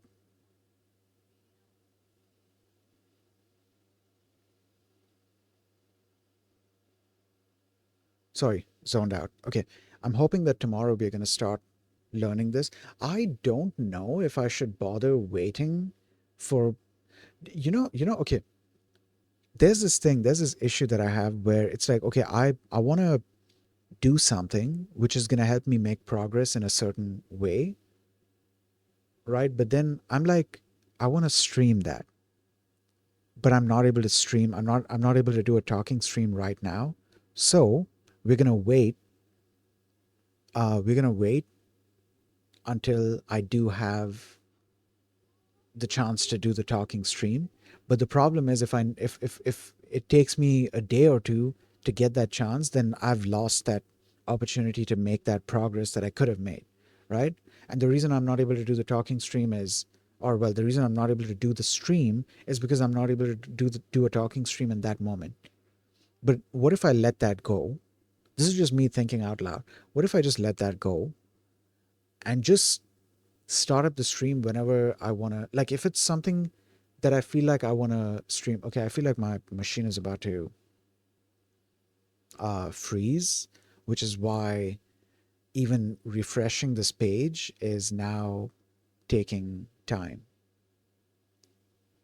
Yeah, what if I just let go of the thing of like it being a talking stream? Did I? Okay, did okay, that's funny. I was just talking about the thing and all of a sudden now it's working.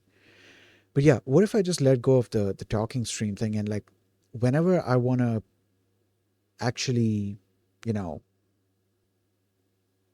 stream a certain thing, I'll just fire up a stream. You know what's got me a little more hopeful to do these streams even if I'm not talking?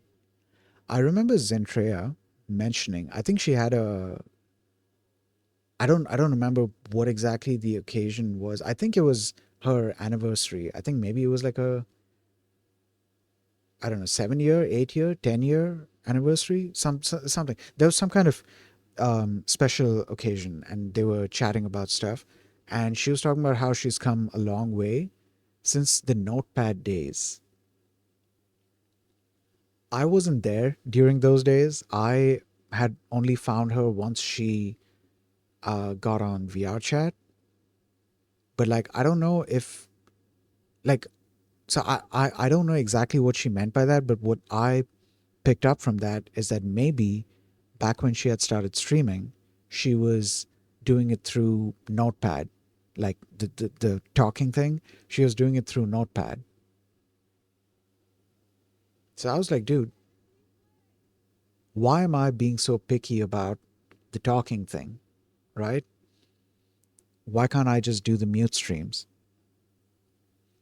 Because like even in my case, when I would do the mute streams, I'm not just not talking at all. I usually flood my chat with my own messages because I'm typing out stuff in my own chat. You know something that I could do?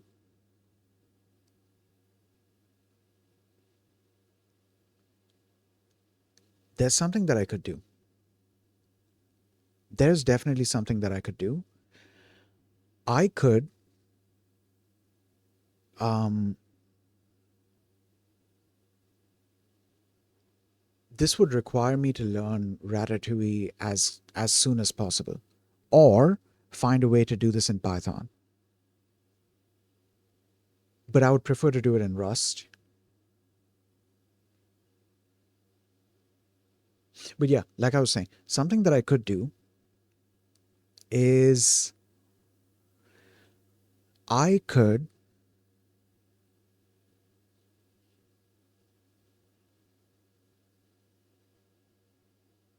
actually I don't know how well that would work out.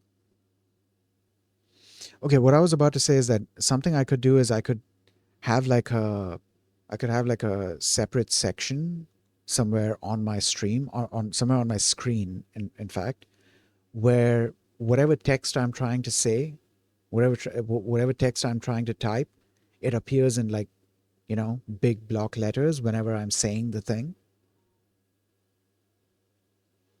I don't know, dude. I kind of like the idea of there being both text on screen, but also audio. So, like somebody talking. I definitely want to bring in like text on screen. That's for sure something that I want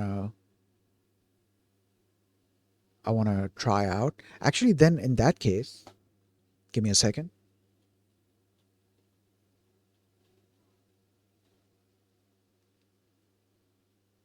I just realized that in that case, it's not going to be an audio playing uh, application. It's going to be a little more than that.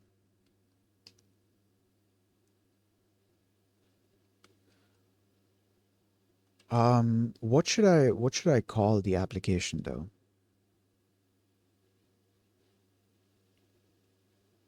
I could just say audio and text app. For now, I'll just say that.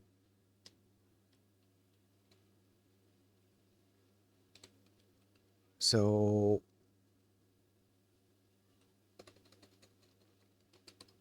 audio and text app runs on stream.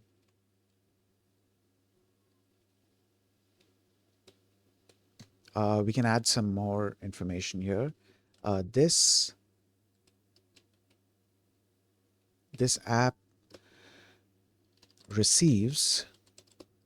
So actually, it wouldn't just be receiving audio data. Then it would be receiving the entire like message. Because I remember I'd created a sort of format where a message would have like multiple fields in it. It would have like the time of the message, the text of the message, then the audio data of the message, and then I forgot what else there would be of the message, but yeah, that we that was the initial idea, right?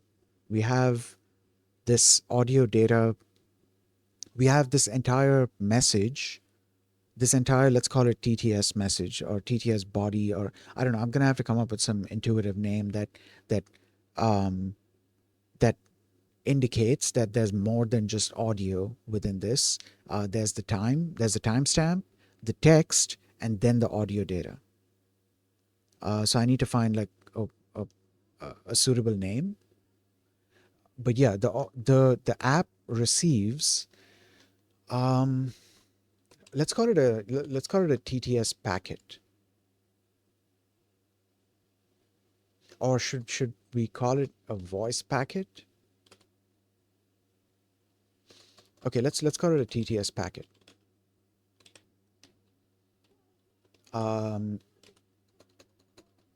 containing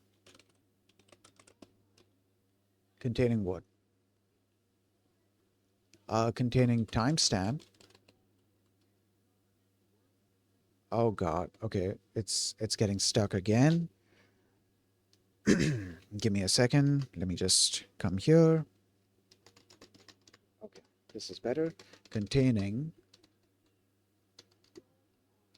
containing. Oh God, don't do that. Don't do that. What did you just do? I don't know what just happened.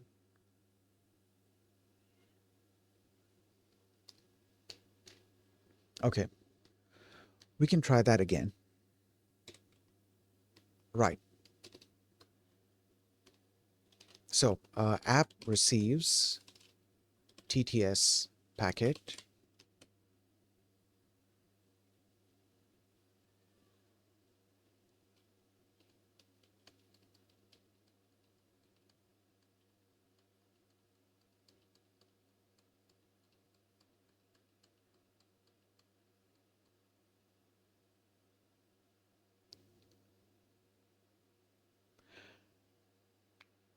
Okay,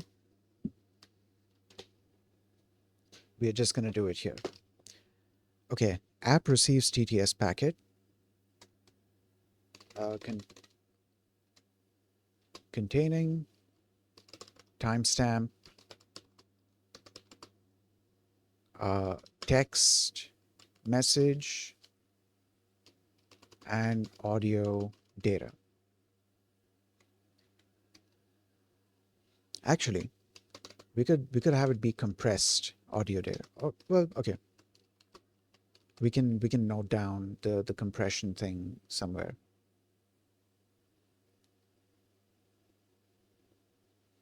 What was I doing? App receives TTS packet containing timestamp, text message, and audio data.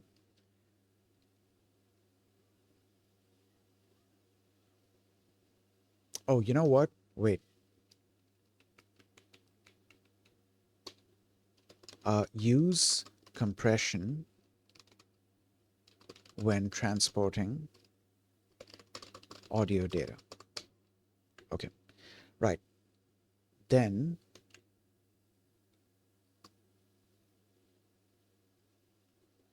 oh, yeah, okay.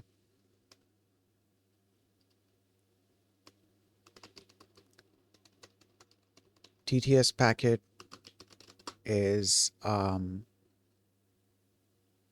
what should we call the system in okay, yeah, TTS packet is processed by a system in the app that will both play the audio and also display the text.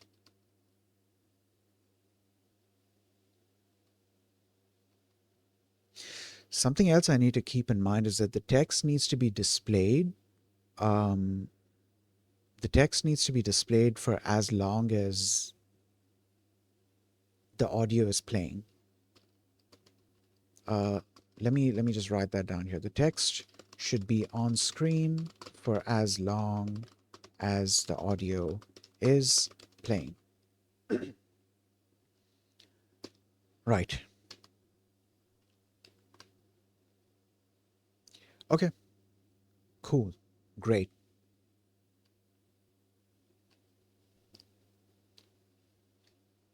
All right, dude. I'm loving this. I'm loving this. I'm getting more and more ideas for um I'm getting more and more ideas for the AI voice app, and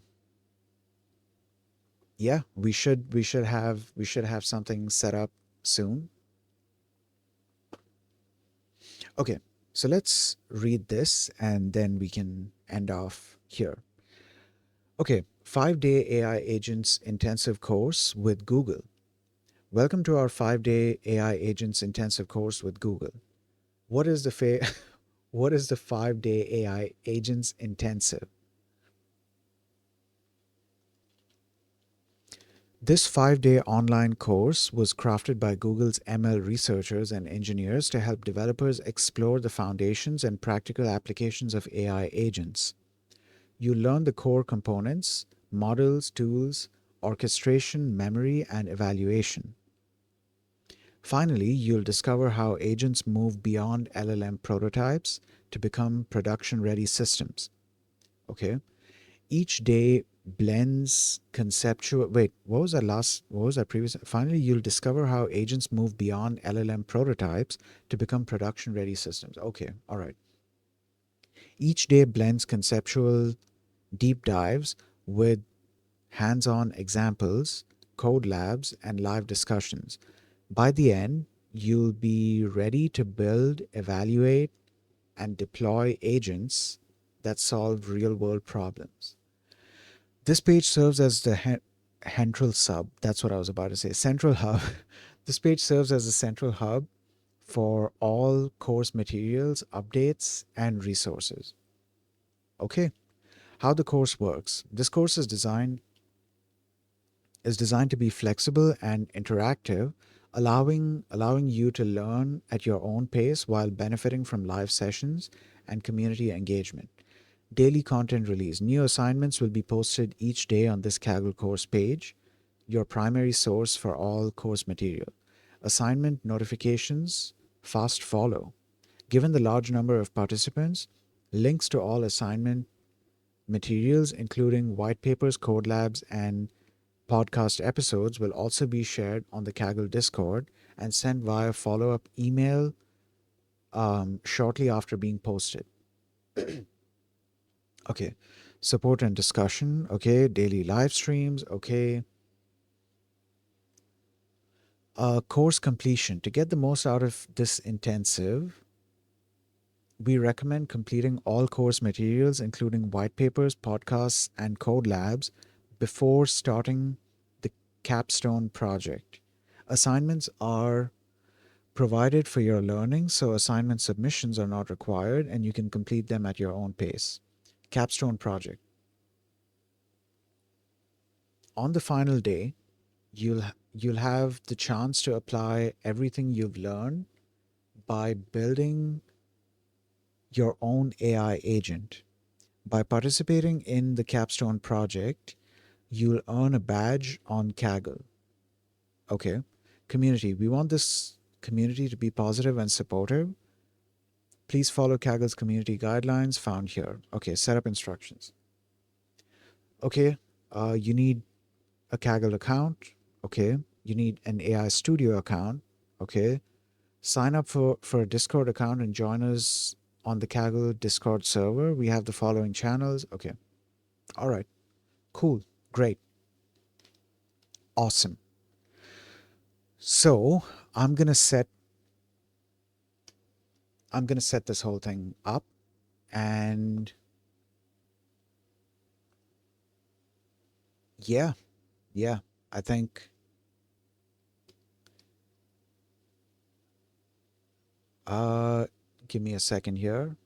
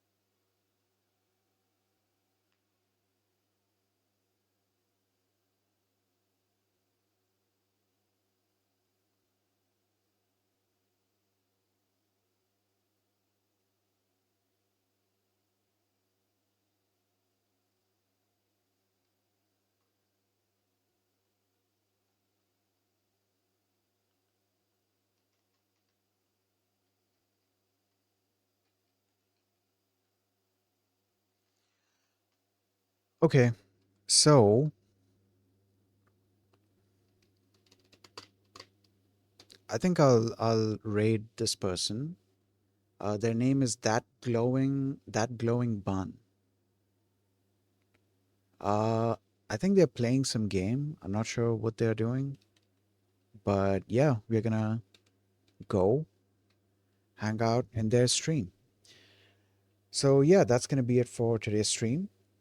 Um, Sama, thanks for stopping by and chatting, and anyone else who might have been lurking in the chat, thanks for hanging out. Yeah, yeah, dude, I'm gonna start with this AI agents course as soon as possible. I also want to get started on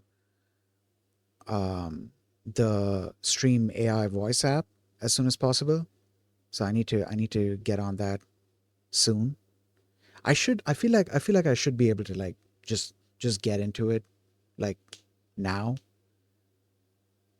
given my knowledge in Rust. I should be able to get into it now. But yeah, yeah. That's going to be it for today's stream. I hope you guys have a nice day, and I'll see you all next time. Peace.